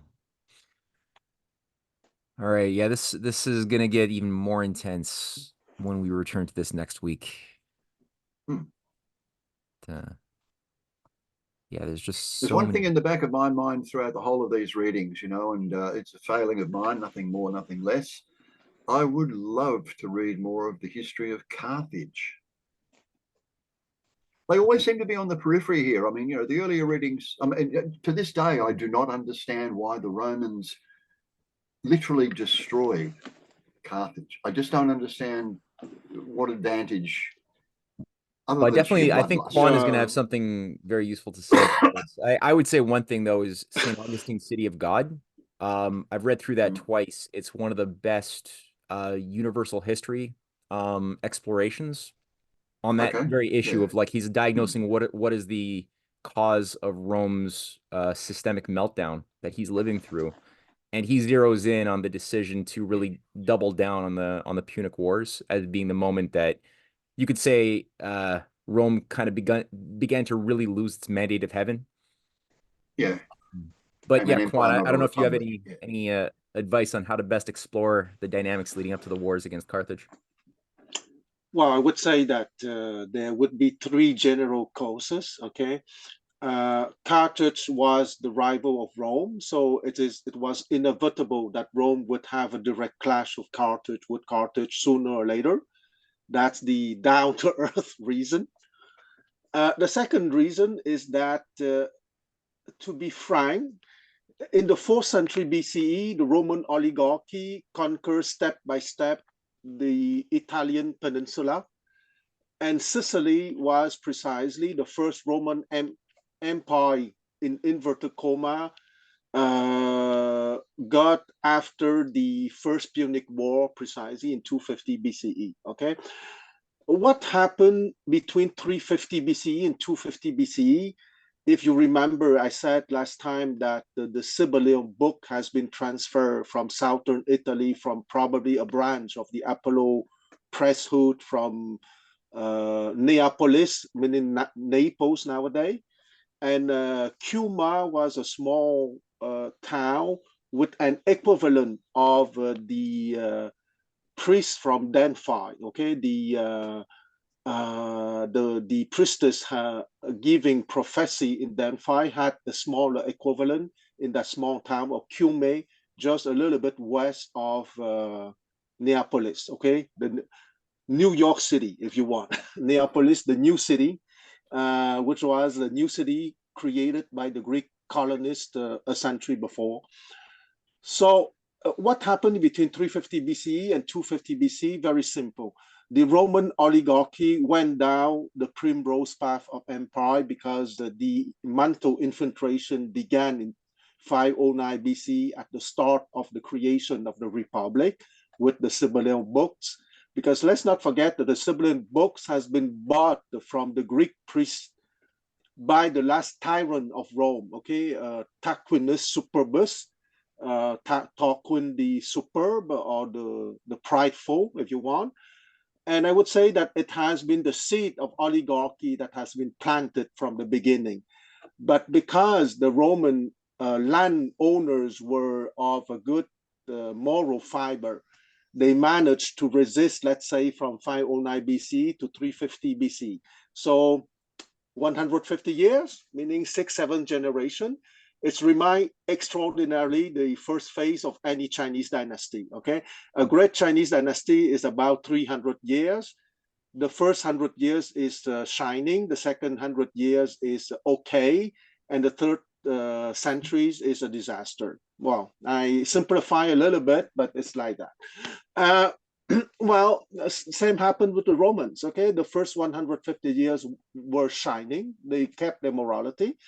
From 350 BCE and to 250 BC, because they were healthy people, they created a good army, allowing them to conquer the Italian peninsula.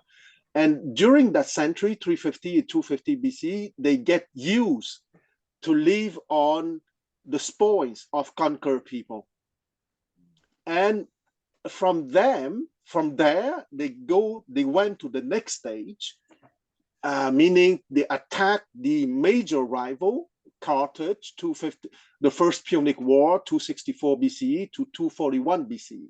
Okay, and I think I said last time that contrary to urban legend, the Roman Empire did not start in 27 BCE, but started in 264 BCE at the beginning of the First Punic War. So I know that I give an epistemological interpretation, but I think it's the deep interpretation, the epistemological interpretation, because you cannot accuse the others or circumstances for your degeneracy. Okay, your degeneracy is coming from your own mind, going down the primrose path. Okay, there is no other cause for degeneracy. I got a question, Quan. Based on what you just said about Tarquin bringing in the Sibylline books, and then Tarquin's like he goes down, right? So Brutus oversees his downfall and establishes the Republic.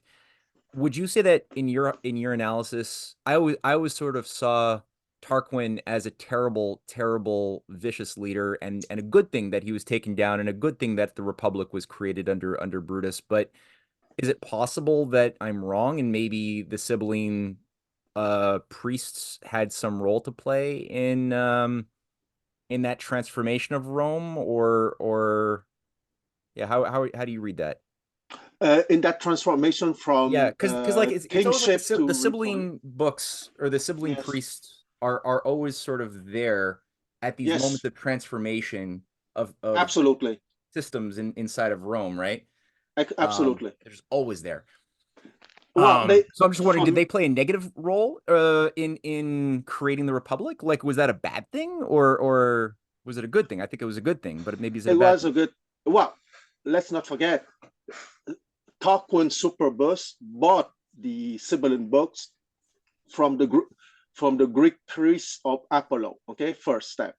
Yeah. Second step, Tarquin had some misbehavior. You know, the urban legend. He raped Lucretia and etc. etc. And he has been kicked out. But the priesthood he brought in with the Sibylline books stayed. Okay, so I would say that it was a little bit like the Babylonian priesthood, in the sense that they don't really mind the kind of ruler, as long as they stay the advisors, if you want. Okay, so let's not forget that they were perfectly aware that the Roman landlords were healthy people, a little bit like the Babylonian priesthood was perfectly aware that the Persian aristocrats were healthy people. Okay, so they need the healthy rulers. So at the beginning, they were not necessarily against that, but as long as the let's say the supreme control, the mythology, were in their hands. Okay, and here is precisely what we are discussing. It is absolutely vital that the tyrant is transformed into a king, because the tyrant would be precisely the tyrant is the good military commander, a healthy military commander, but not having developed his mind, not having gone to the achievement of his epistemological development, and there he would be victim of the advisors, could be the Babylonian priesthood, could be the priest of Apollo, could be the Sibylline priest, it doesn't matter. And it's there that the Platonic ideal is central, meaning the guy wielding military power should also be the guy having developed his mind and not having a dichotomy, if you want. because let's not forget that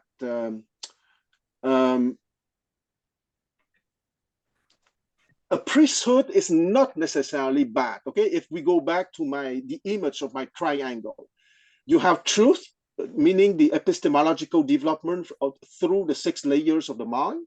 You have facts, which is the reality of the economy, of the military power, of the diplomacy, and so on. But you also have myth. The problem with myth is that most of the time, these are spun by the equivalent of a priesthood of intellectual.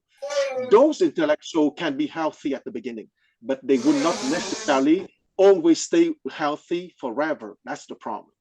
But if the guy wielding the military power is also someone capable of going deep into the epistemological journey, you remove that part of mythology, and truth would go directly to facts, and not, you would have a direct verticality, and you would have no longer the triangle.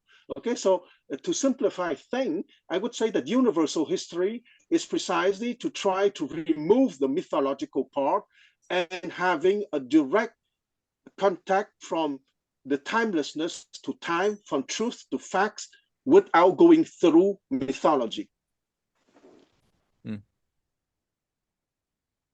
Rick, do you have I see your little digital hand there. Yeah, I have 2 questions, but and I'll ask the first one is about Julius Caesar, and the second one is about Plato. And I'll ask the one about Plato later. But I've been meaning to ask you this.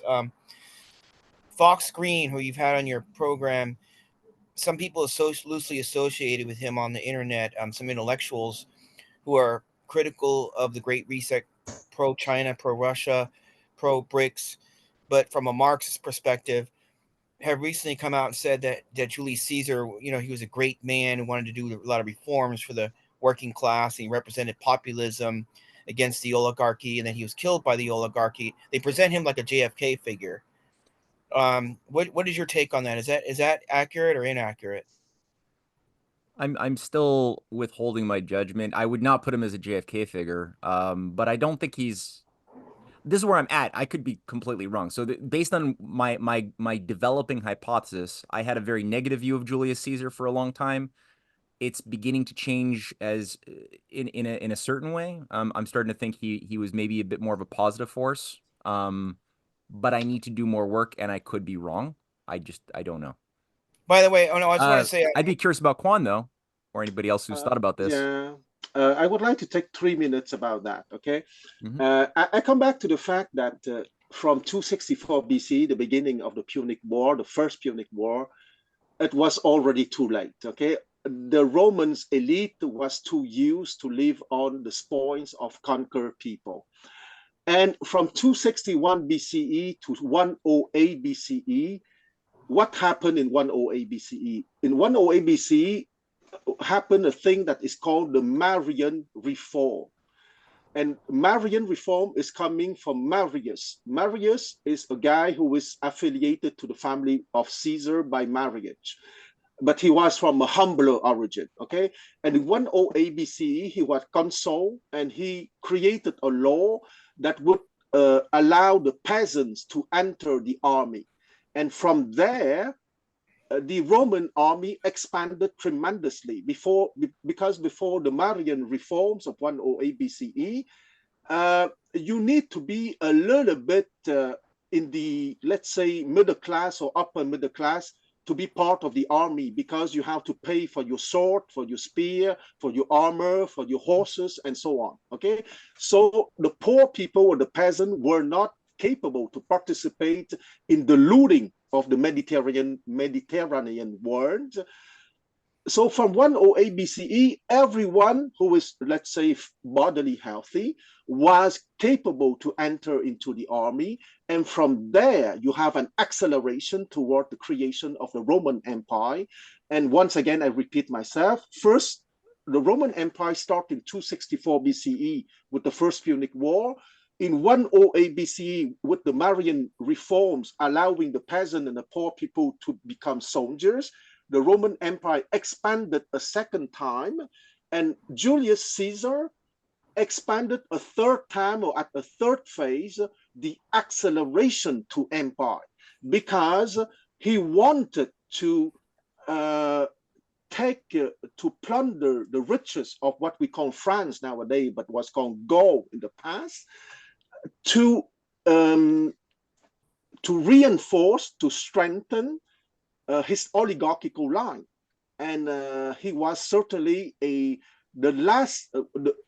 third stage of imperialist construction. And the last stage of imperialist construction was, of course, his nephew Octavianus that he adopted, which declared the Roman Empire in 27 BCE, but they still kept a hypocritical facade, because the Roman Empire for the Romans at the time was not called the Roman Empire, but was called the Principate, okay? Because the emperor, let's not forget that imperator was a military reward, okay? When a Roman general was victorious at a certain level, he would be called imperator, but it was not a title. It was not a title, a civil title, okay? It was a military title. So the civil title of the Roman emperor for the Romans was senatus princeps, okay? Meaning the first of the senate, meaning that the emperor, it was the first man of the landed aristocracy or the landed oligarchy. And so that was the last stage of the construction of the Roman Empire, having, let's say, lasted 200 years from 264 BCE to 27 BCE. Thank you. Did the establishment of the emperor as the man god, like with the whole cult of the emperor, did that happen immediately with the creation of the imperium, or did that happen gradually later on? It was later on, because traditionally, Roman history is divided in two parts for the imperial phase, okay? The first part is called the Principate from 27 BCE, and the second part started around 210 CE. I think it was with Valerianus, but I have to check it. Valerius, because at the time, the Roman government is called dominate, and because it comes from the Latin dominus, meaning master, rather than princeps, meaning the first. Okay, but from princeps, you have prince in English, for example. Prince is the first. In German, prince is first, okay, resembling the English first. So for about 200 years, it was a kind of facade that the Republican paraphernalia was kept. At the beginning of the 3rd century, maybe with Emperor Valerius, but I have to check it, it became the dominate, meaning that the emperor is now the master. Okay, so you have the ceremonies which resemble a lot the Oriental monarchies. Okay. Thanks. Susie. Susan, are you still there? Yeah. Yeah, I was just wondering more about the use of the word king. Back on page 40, when it said, as opposed to a tyrant, a king was understood by Plato to represent lawful authority, answerable to the good of his subjects, guided by laws and advised by counselors, speaking honestly to the best of their abilities. I was struck by that because I'm used to the idea of a king being connected with the later idea of the divine right to rule, which I think that attitude only came in after, I guess, during the time of the Holy Roman Empire. Yeah, but here the problem is king. You have to understand king having the mandate of heaven, or if we speak like the Greek, king having achieved his epistemological development. If he's king in that sense, in the Platonic sense, he is a lawful king. But does that not also just aren't you defining an aristocrat and not necessarily a king? Like because a kingship, doesn't that also imply a hereditary bloodline, or am I wrong? Could you have a Uh, meritocratic king, or is that yes, something different? Is that not a e- president or something? I mean, yes. Even the Roman Empire had a short period of meritocratic emperors. Okay, the Antonine dynasty with Hadrian, Marcus Aurelius, and Marcus Antoninus, and so on. Of course, they were not perfectly meritocratic, but the selection of the successors was not directly from father to son. right. And uh, here the problem is that um, if you have a hereditary kingship and you have, because the problem is that, okay, I would speak about Chinese history because it's the history that I know the best. Okay, in China, hereditary kingship is acceptable, but it has to be accompanied with a epistemological development. Okay, in the reality of Chinese history, it only worked for the first 4 to 6 generations, meaning 100 to 150 years. And that cycle repeated maybe 7 to 8 times, meaning if you study Chinese history, there are about 7 to 8 major dynasties. And in these 7 to 8 major dynasties, it is true that during the 150 years, during the first 6 generations, the pretensions to give a good education to the future monarch worked quite well. Okay, let's say like that. But unfortunately, no dynasty managed to push it beyond the 6th generation. Okay, we will see if the Red Dynasty, the Communist Party of China, will rise up to the challenge.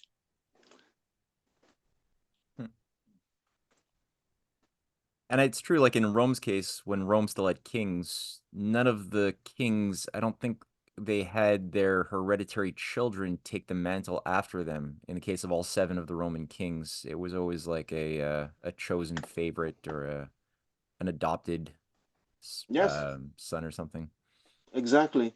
Hmm. And what is interesting that is the last 2 kings were Etruscans. Okay, the Etruscans were a people having lived in Tuscany, and they had their own civilization, who was very much influenced by the Greek civilizations, and they were very refined people. But in terms of character, they have a weakness. They were rather pessimistic. Because they believe in cycles, a little bit like the Mayas calendar, okay, that after a certain number of cycles, the civilization would be destroyed. The last 2 kings of the Roman kings were Etruscan by origin, okay? And I wonder if there is not a certain civilizational influence from the Etruscan mentality that brought down the Roman kingship precisely. Hmm. Hmm. Like a negative degeneracy within the Etruscan culture that sort of infested Rome. Yes, Hmm. because the Etruscans were very refined, were very clever people, but having at the same time a weakness of character in terms of lack of optimism and of uh, serious pessimism. Hmm. Hmm. I mean, that would play right into your work too, Matthew, in Science Unshackled.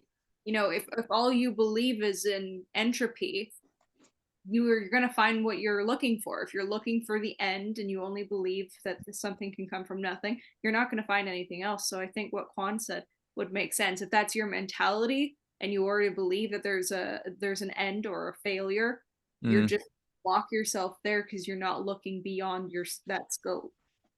Yeah, it becomes like an evil Pygmalion effect where you just are so sure that nihilism and decay is the natural order that you kind of make it happen by being an instrument of the natural order.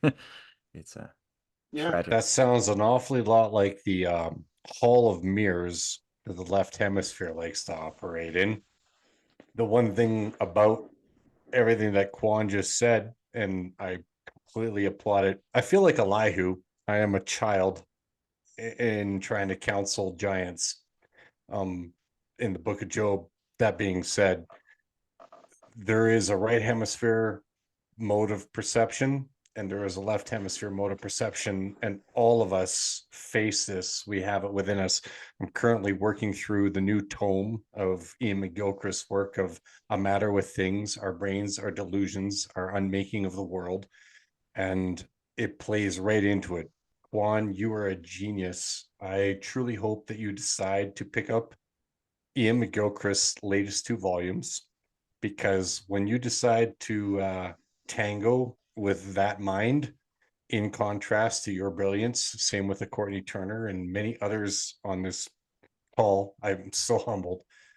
I just feel like you are going to put together another piece of a massive puzzle of the human disposition and experience.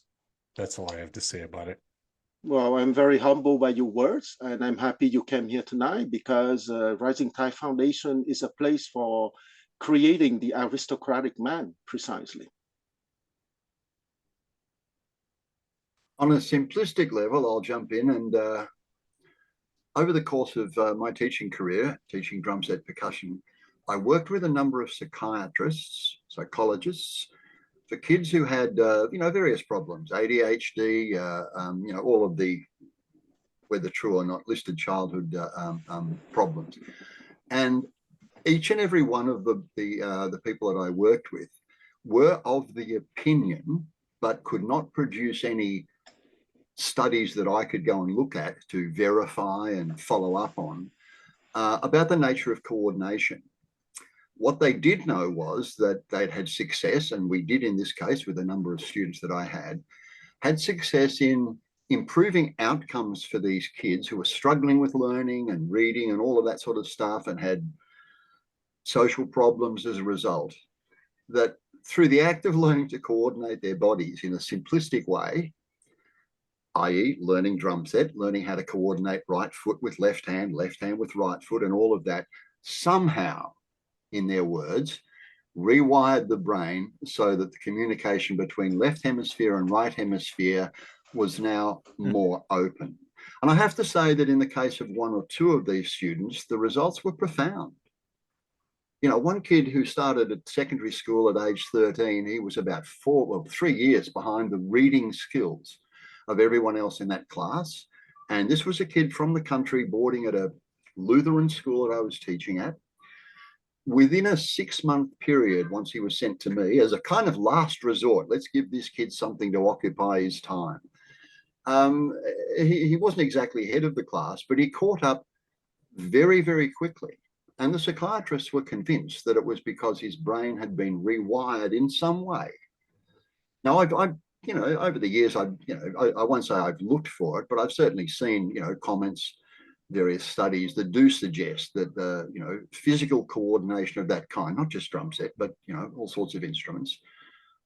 Drum set is probably a good example because it is 4-way coordination. You can't escape that. You have to use both hands and both feet to master that instrument. But an organ where you play bass with your feet, for example, is another profound learning tool. I've seen studies on that one. And I just find it intriguing based on what Mike just said, that there is a profound way of looking at the world through one hemisphere versus the other.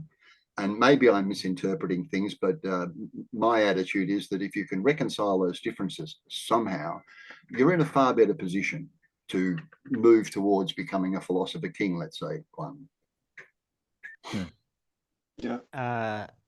If I may say, Matthew, thank you, everyone. Quan, you had me at, I think it was that comment you made a few weeks back on Plato. Blow my boots off my feet. Thank you, Matthew, for this forum. It's incredible. And I'm hungry for knowledge and humbled by the readers. Thank you, Madison Holmes, is it? One question, did anyone read the last, I think it's the last, it's changing the topic a bit, the last article by Cynthia, gaslighting, because it's not totally direct here, but it's there's some similarities I picked up from the reading. So if anyone haven't read it, it'll be a good read, I think. Yeah, thanks. That's Yeah, me. I'll share it in the chat box for anybody who might have missed it. Yeah, it hit my email today, actually. Yeah, there it is. Gaslighting, the psychology of shaping another reality, or how mass perception is manufactured. Yeah, that's a sharp one. Pretty powerful piece. Well, all your work is, but that really struck me when I read it. Oh, she'll be happy. She'll be happy to hear that. Rick, you're so polite with your digital hand. Oh, thank you. Yeah, I wanted to say I haven't read that yet, but I have read your 5-article section leading up to the Carl Jung thing, the Gnostic cults revival. Excellent work. I love it. And Cynthia Chung's documentary about depopulation, Calypso's Island, is the best one out there. And the reason why I want to say something about documentaries about critiquing Malthusianism, because I've seen 3 of them, including Cynthia's, and hers is the best. But I've seen 2 others from other people.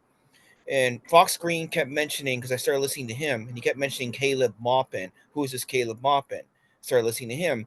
And then he kept referring to this guy named Peter Coffin, who made a documentary called Less Sucks, which is critical of degrowth from a Marxist perspective. And in it, right off the bat, he goes into, he quotes Plato's Republic, book 5, and says that Malthus was inspired by Plato. And and I went and looked at it. It was the conversation between Socrates and Glaucon about breeding and about the best, selecting the best. And is this to me, I don't know. It doesn't seem like these people sound an awful lot like the LaRouche organization, except they're critical of Plato and connecting him with Malthus. And it's so, since this is coming from inside this movement of critique toward the global power structure. Can you what do you have to say about that, man? About book 5 of Plato's Republic, particularly the breeding thing? Yeah, sure. Yeah, sorry. Yeah, no, it's a good question, and I like Caleb Maupin, and I get along great with a lot of these guys. But yeah, you're right. I mean, I think part of a lot of the Marxists, like the better Marxists who are like pro-industry and anti-zero growth, they're anti-Malthusian. They tend to also have a leaning towards a way of thinking that's tied to something known as dialectic materialism, and it's this denial of metaphysics, which is sort of at the foundation of the dialectic materialistic sort of best practice of the mind, is to reject metaphysical, abstractions and just stick with. Now that could be, if you're, a practical thinker and you just want to solve problems, then, you could be a human being who uses elements of that and gets results, because you're like, I'll just take what works in anything I find, and I'll use the data that my senses can pick up to try to adduce some pathway towards a solution concept. That could be fine. Empiricism, but without the dialectical agenda behind it. Yeah, exactly. Yeah. Just So wanted to add that. No, that's good. Yeah, without the Hegelian dialectic manipulation stuff. But I think that if you think about, because Marx didn't like Malthus, Marx actually spoke very, very well in opposition to the Malthusian doctrine, which is cool. But there's a tendency to be overly literalistic, and because irony, which Plato is all about irony, he's trying to get your mind to be perplexed. He wants it. There's a whole art of getting people to start thinking, right? Where you can't just be didactic and say exactly a crystallized answer for everything. You got to sort of, that's why he's using the dialectic method to bring about paradoxes, and he's being playful about it. And in the case of the Republic, it's really, if you're a literalist, yeah, you should be horrified. But he's really also trained. It's a series of exercises for his students in the academy and everybody in future generations to think about, well, what are your core assumptions that if you don't examine core fundamental assumptions and you start building on a poorly built foundation of unexamined assumptions, that a noble effort will lead to disastrous consequences. So you have to always examine your core assumptions before you make a leap into practical action, like how to organize the society. And if you don't think about, well, wait, did I define why human beings are different from breeding dogs? Like, you know, if I didn't clarify that first, then I just assume that breeding my guardians is going to be the same logic as I apply to breeding my guard dogs. It'll smell like eugenics fast, right? Yeah.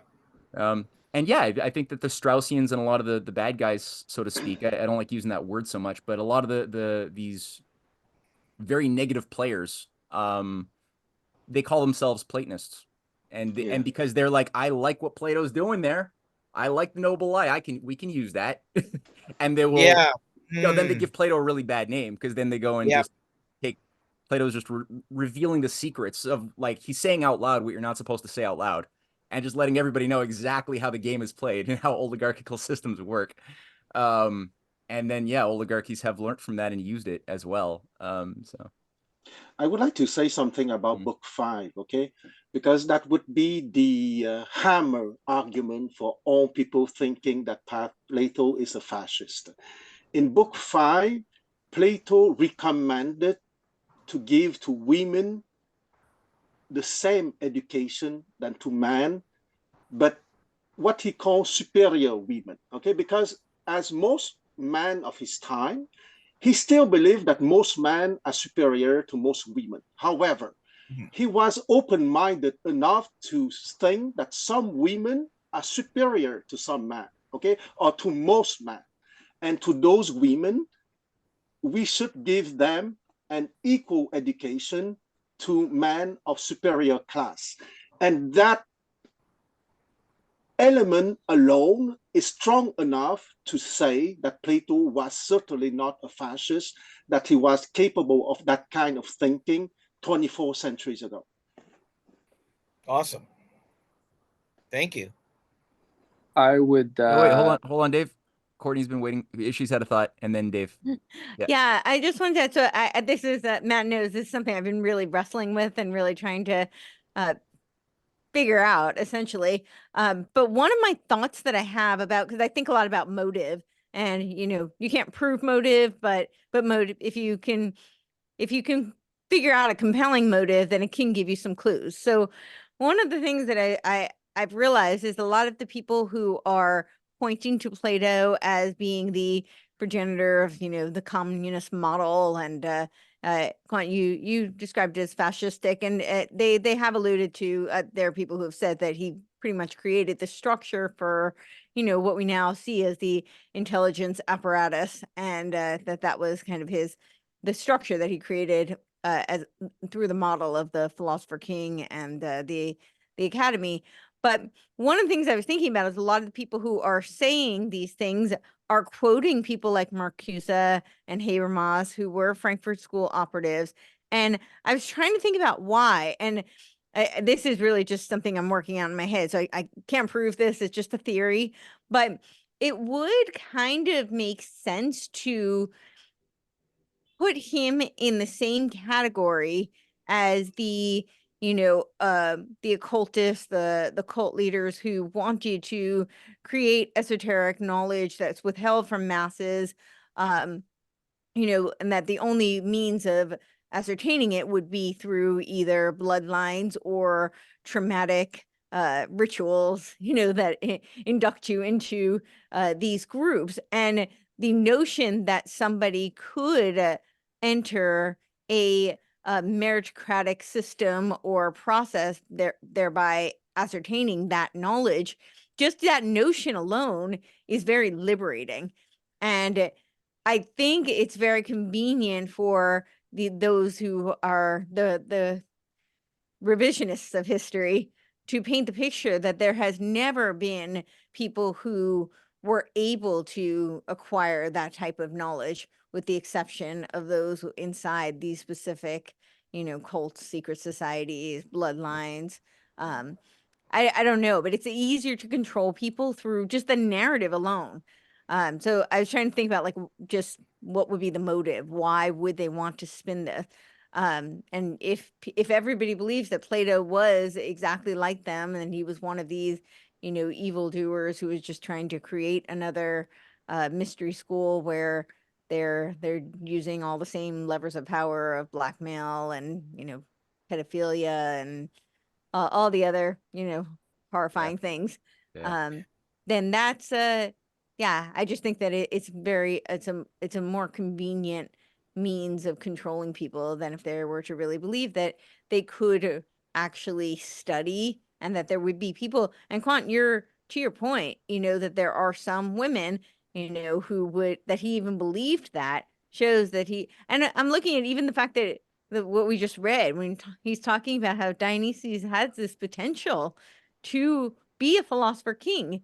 And we can debate about what the meaning of the word king and the translation of the word king, and there's room for debate there. But I think the fact that he's looking at somebody who he clearly saw was a tyrannical leader and who enslaved him, and he was willing to see that he had a mind that had the potential if he was given the tools, and to want to give somebody those tools to potentially break free of the path that they were groomed to fulfill. I think it paints a very different picture than that of those who are trying to paint him as just another installer of tyrannical measures through history. So I don't know. I don't have any of the answers. It's something I've been really wrestling with. So these are just some of my thoughts. So But I think, Courtney, I think you're at the center of the answer, okay? Because I would like to say that the Greek word for the dialogue called in English the republic is politeia, okay? And politeia means constitution, and constitution of the mind correlating with the constitution of the city. Okay, so Matt was saying that Plato is a complex author. Okay, he write ironically because he wants us to read his words on many layers. Okay, so but I think that he has been kind enough in chapter 3, 4, 5, 6, because that's the center of the Republic. First, to talk of the constitution of the soul, and after that, to talk of the constitution of the city correlating to that soul. And he was very clear on that, the hierarchy of the soul and the hierarchy of the city correlating with the hierarchy of the soul. And when he was speaking of kings, we have to understand that it's the king, the person who is king of himself first. Okay, if you're not king of yourself first, you're not capable to be the king of others. So a tyrant is unlawful because he's not even king of himself. Right. He hasn't achieved self-mastery, and he's trying to control others and achieve mastery through that rather than taking mastery over himself. Yeah. Okay. Right. On that note, would you say King Oh, Charles, hold on, Zach. king of Zach, himself? Dave was waiting with or Dave, do you want to give it over to Zach, or did you want to? I mean, I was just going to say something about the noble lie that I've been thinking about, having revisited the Republic, but also read the laws. And yeah, I think the noble lie, like Plato makes a point that's pretty, Plato was intervening on, he talks about one of the big polemics in the Republic that he became notorious for was the question of whether the poet should be allowed into the Republic. And that, he playfully jests that if the poets aren't able to represent the real thing, i.e. beauty, truth, and goodness, and not one without the other, right? Because they're presenting images, and they were the chief image makers of the society. So they defined the images of the gods, right? The genealogies, where man came from. And so therefore the deepest sense of identity of the Greek people, if the poets weren't able to represent these things truthfully, then they shouldn't be allowed into the ideal republic, understanding that the images that would be presented would be one of the defining factors in how Greeks identified themselves with their history with their relationship to goodness, truth, and beauty, and all that. So he throws out, the myth about the souls, the bronze, the gold, and the silver souls, and that basically, if we're going to have stories in this society that people, form their basic identity with, these stories should be representative of truth, right? They should be representative of the good, the true, and the beautiful. And so he's playing in that sense with the idea of a noble lie. We should have stories that are good, that are correct, and that lead people to the real thing, rather than, having dramas or plays that might represent, like as he puts it in the Republic, a part of virtue, but not the whole thing, namely courage, right? So even the Homeric epics, Plato comes for Homer too. There's a lot of holding up honor and glory as the chief aim, and that, you can achieve this through battle and even dying in warfare and all that, and that this was the highest aim. But he makes the point that courage is only one part of virtue, and he outlines 4 different ones, the first being good judgment, temperance, wisdom, and courage. So if you're only presenting a part of that, you're not presenting the whole thing. And that's his critique of the Cretan and Spartan constitutions and the problems with those societies. And so he introduces this idea of the noble lie, in the sense that, well, the stories that we tell our children, the stories that society lives its life by, should be representative of actual truth and goodness and beauty, and not just a part of it. So I think that's the strategic intervention that he was leading in a society that very much took the poets and the stories seriously. Well, there's a lot of responsibility on the part of the poet, because of the power that they exert on the morality, the self-identity of the masses.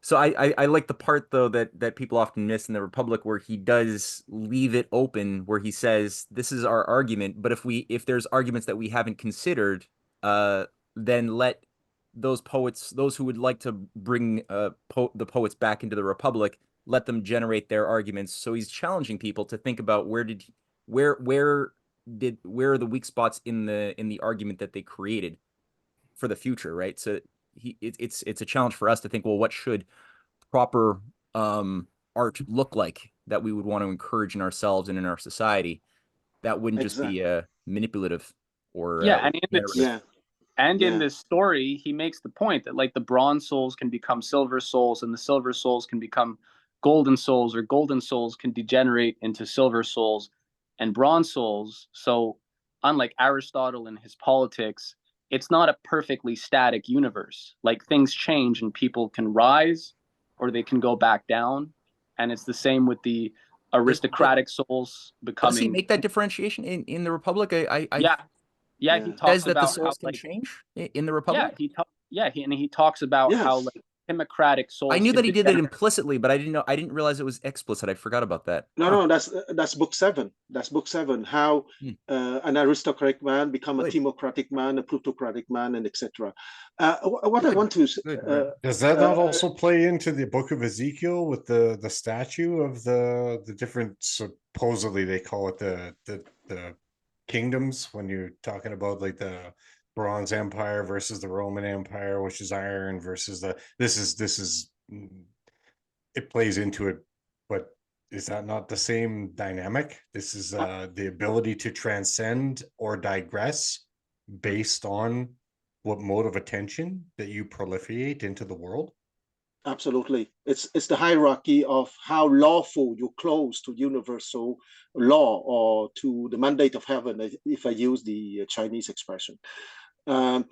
Before I forget, what Dave say is very interesting, and what you answer today, Matt, is exactly what I meant by my strange expression, the axial epistemopolitical triangle. Okay, because as long as you don't have a direct verticality between truth and fact, or between timelessness and time, we are all dependent on the poets for creating the good mythology.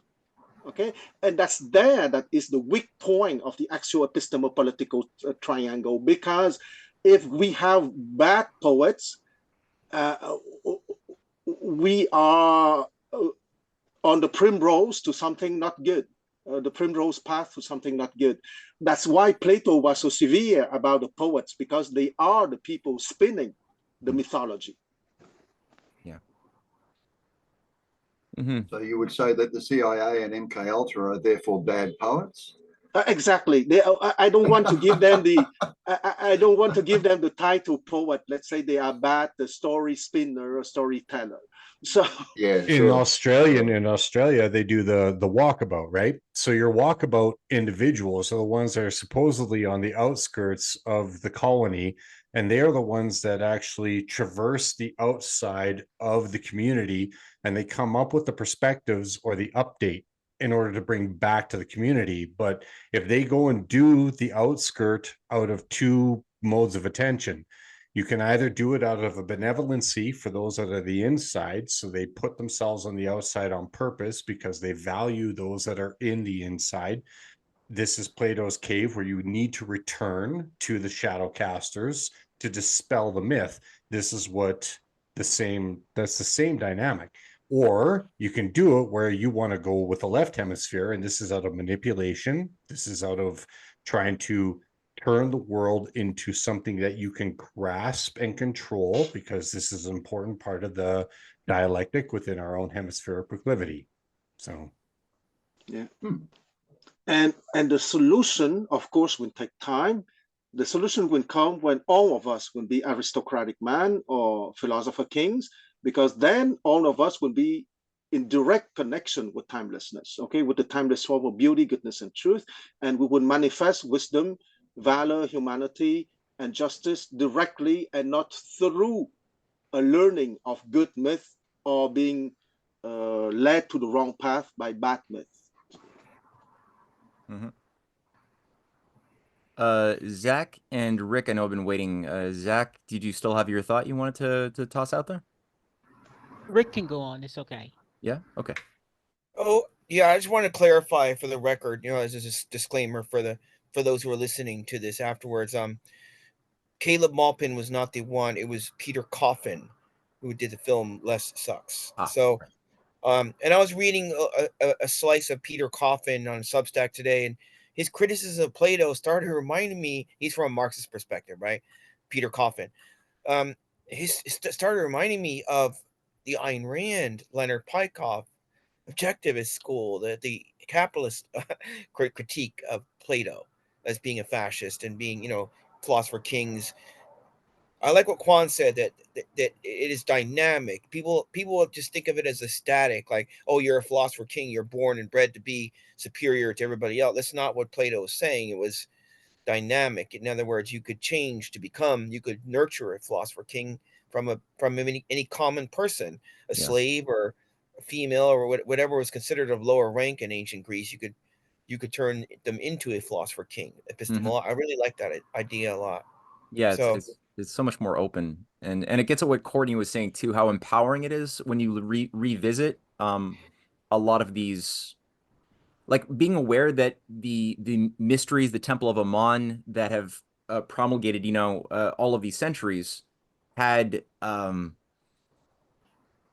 tradition which would allow the individual to come to know themselves, as Plato always emphasized, or Socrates also always emphasized, to know yourself, right? Is a precondition to becoming a sovereign human being and capable of becoming a leader, becoming a positive agency for change. You have to self-examine at the same, and that never stops. There's not like, it's not like a linear thing where I'm going to come to know myself and aha, now I've known myself, I'm done with that, and now I'm going to go outside of myself and know the universe and try to like make policy or something. It's always this forever journey that we're always on until we die. And but it's both an outward and inward thing at the same time. And when you use the Platonic method, it's not logic. You're using logic, but it's not logic. It's more than that. And you're discovering universals, and how the mind can actually discover universals that are beyond space and time but are intelligible when you stop trying to define things which is like a fetish that people have a proclivity towards, is often like, I just want the right answer. I just want a definition. It's kind of like a security blanket, something you could hold on to, but it's ephemeral. It's actually false. It's that don't try to define the square, try to create the square. Don't try to define a triangle or a circle, create one, or don't just, and then think about how do you double the area of one? How do you like transform it so that you're starting to think about these universal attributes of these things that are beyond space and time. They've always been, always will be. They're beyond more and less in that sense. Even though you could draw bigger or smaller squares or triangles, that's just the material drawing of it, right? The concept of it is beyond questions of quantitative size or anything of that sort, but it's universal. And then you could extend that into explorations of deeper physics, of metaphysics that are universal. And the more you're doing that, the more you're tapping into a sense of the living image of God, that we are, like, that we ourselves are an expression of the entirety of creation and its creator. And that's something which when you start going down that path, you could start seeing like what it was that people like Plato or the better lodges, the better approaches to the mystery schools were doing. They weren't trying to create a type of initiation process that would make people more irrational, but or submit to a god of irrationalism, but rather to become more reasonable, but reasonable in a way that was more than logic. It also was creative, it was loving, it was all of these other things at the same time, but accessible to everybody. Like you said, even women. Yeah, well, I wanted to ask, do you think that the use of cycles, because somebody mentioned that earlier, is it Yeah. necessarily a bad thing, or can it be double-edged? Can a cycle be if you can understand how cycles of time progress, can you turn that steer that toward the good rather than the bad? Could it be neutral? Because I've seen a lot of weird cycles. Like I've seen, like, JFK was murdered in 1963, and Lincoln was murdered in 1865, and he was a Republican, and the other was a Democrat, and it's like I've seen these weird, and both of them were replaced by a president who was mediocre named Johnson. And I've noticed that there's this oscillatory kind of in American cult, 40-year and 100-year cycles. There's this weird like oscillation back and forth between Well, Republican and just don't do the Schumpeter thing, right? Like, don't assume that the cycle is what's determining the process. Like, there are human agencies that do things according to, like the oligarchy will do things ritualistically according to weird numerological fetishes and astrological, things. The oligarchy does seem to make certain very bad policy according to these cycles of nature, right? But it's still Yeah. the oligarchy being making decisions willfully to do that according to their own mythology that they're following, according to that the blood moon on a certain day when there's a conjunction of Saturn and Jupiter in the age, whatever. But they have their own like mythology that causes them to make these decisions. But it's always the human agency at the end of the day. And otherwise, I like Kwan's approach when he was approaching that. Like, there is what is it? What did you say? So it was like between 4 to 6 generations usually is where you've seen the typical positive momentum culturally within the aristocracy of Chinese dynasties, and then you got a decay process, and it's like that. But Yeah. it's like that not because simply there's an expiration date on wisdom. It's just that there's actual reasons for why good times create weak men, in a sense. Uh, and we all know that cycle. But there's Yes. something more to it. I wouldn't get too much into it can get easily mystified if you go down your path a little bit, like as we often see people looking for too many pattern associations without causal. Yeah, because the big question or the big interrogation is not how to get out of difficult time. The big question for universal history is how to stay virtuous in good time. That's the question. Yeah, that's good. Well said. In the Eastern, as in formulation from the Eastern side, I think is useful because, Matt, you were saying about like the formalization, which is always, or like, yeah, reducing something to formula, whether it's theology or philosophy. In the Eastern tradition, they say the Tao that is spoken is not the true Tao, or even I'd say the Tao that is walked is not the true Tao. That as soon as you got it, it's kind of gone. Like you can't say got it and then you're good. There's always a process of rediscovering and sort of it has to be a living thing. And so as soon as it's something that people just want to distill and say they got it, it's pretty much gone, or it's not long before it's gonna fade. You know, the real thing is an active thing that we have to always participate in. Mm-hmm. Yeah, I was doing I had a vernissage years and years ago, and what I had done, I'd taken like a lot of my sketches from a life drawing class, and I tried to like render them and actually make them look worthy enough to put in a frame and put in a cafe. And I spent like a long time taking these sketches that I was very proud of, these life drawing sketches where, you know, like 5 to 15 minutes, you could just do like life drawing, sometimes even quicker. You know, you're just trying to get the motion of the person who's like the model who's moving quite a bit.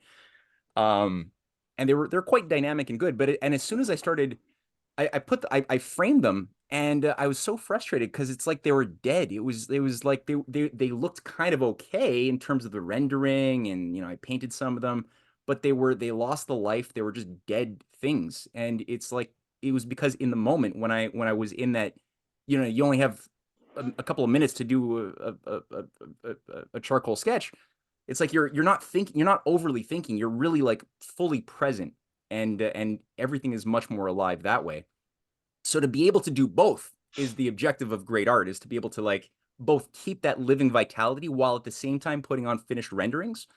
That's all of the great artists, the Rembrandts, the Velasquezes, they're always doing that. There's always like emotion in their works. Whereas people who don't can be very technically very good, but it's like very just dead things that you're looking at still. The Life. one thing in common with all the artists that you just aforementioned is called symbiosis. They literally bring in to stillness the movement of life. And when you do this thing, you achieve true art. Well said. Yeah.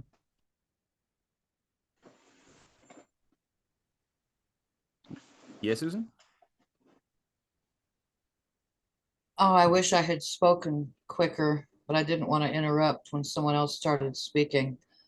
But a paragraph or two back, you were talking about Plato, and then you were also talking about the geometry and, you know, learning to do the problem. Plato and everything else that you discuss here on the Rising Tide Foundation, it is exercise for your mind. It's like your mind going to the gym and building some muscles and getting some flexibility and learning to grow. And it unlocks aspects of your mind. And I think that is also kind of the answer to Courtney's question. I think that's why Plato is so attacked today, is because the oligarchy or whoever, they don't want our minds to grow, for our minds to truly become sovereign.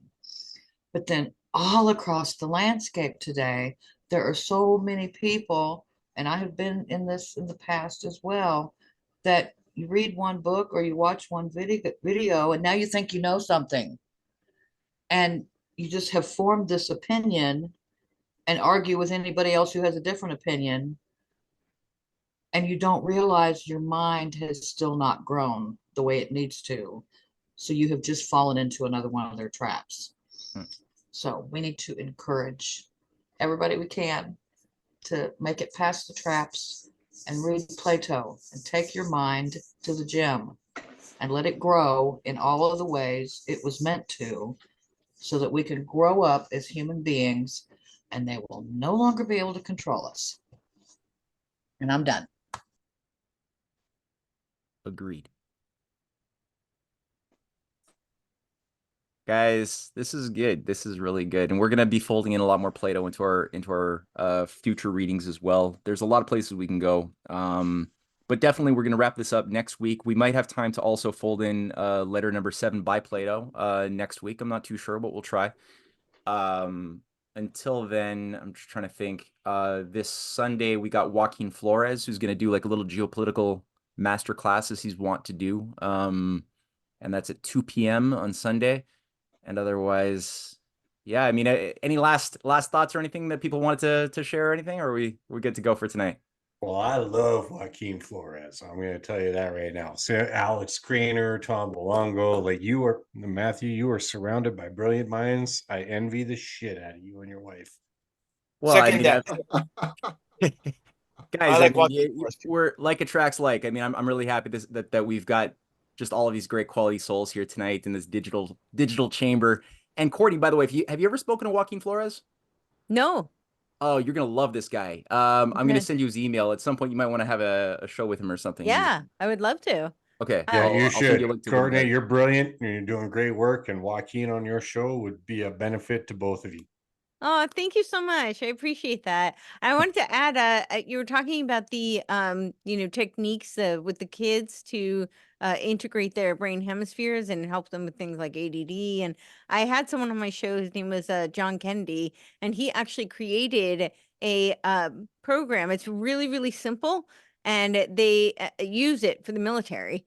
It was in order to help people. Well, for them, they were doing studies on things like post-traumatic stress disorder, which can lead to cognitive disruption, dissociation, that sort of thing.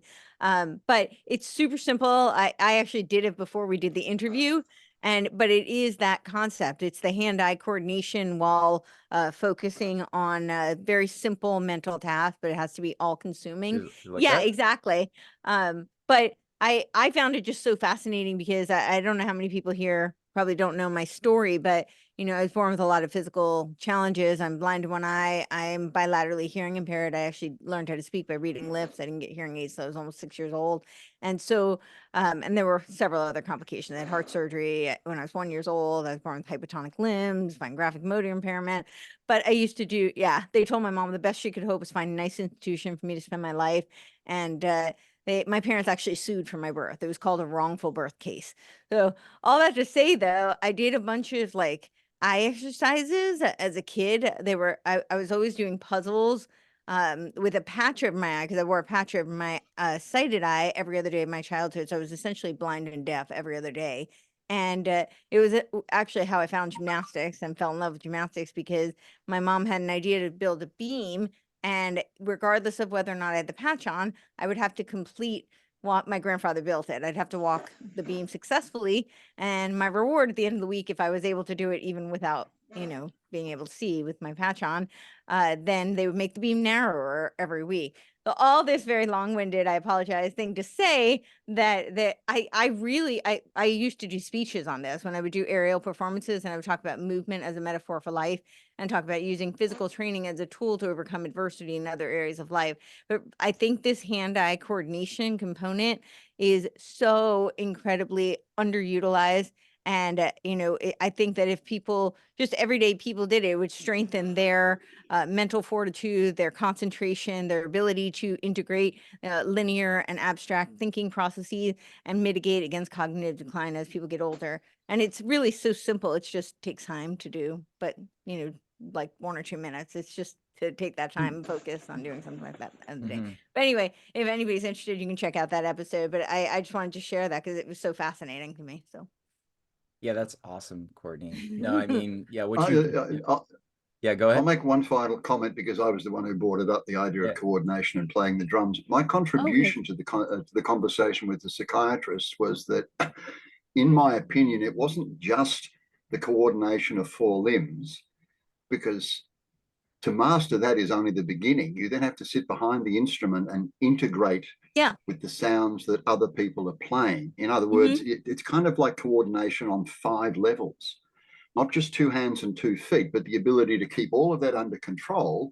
And in the instant of response, when you're playing, it's instant by instant by instant. You're not really playing on remote. I don't care what anyone says. You're not. If you're actually playing, you're in the moment. And it's that ability to take what you can do with the 4 limbs and contribute to the totality of the music that you're playing, which for most of us drummers involves other people, that puts it onto, to my way of thinking, a higher level. Yeah. Well, and it's what creates flow state. So yeah, Yeah, but it is yeah, that mental yeah. focus. So combined with the physical, but the physical means that it forces you into that flow state. You can't Yeah, separate yeah. the two. So yeah. Yeah, yeah. Flow All state of is that, also known as the zone of approximate development. Yep. You're in the zone.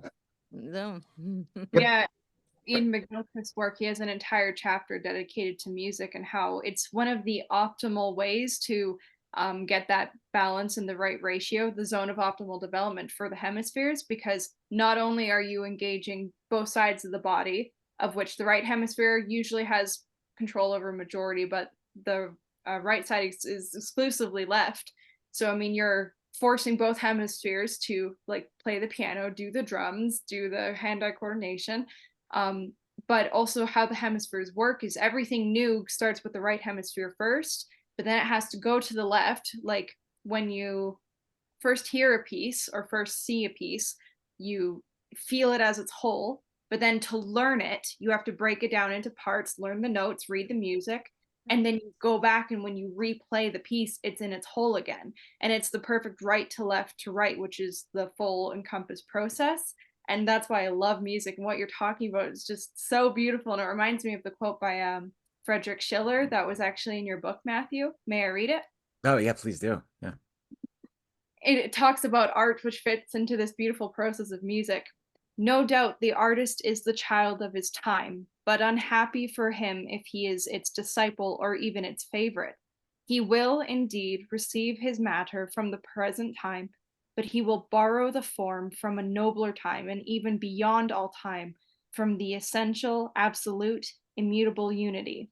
There, issuing from the pure ether of its heavenly nature, flows the source of all beauty, which was never tainted by the corruptuous of generations or of ages, which roll along for beneath in the dark eddies. Mm. Good quote.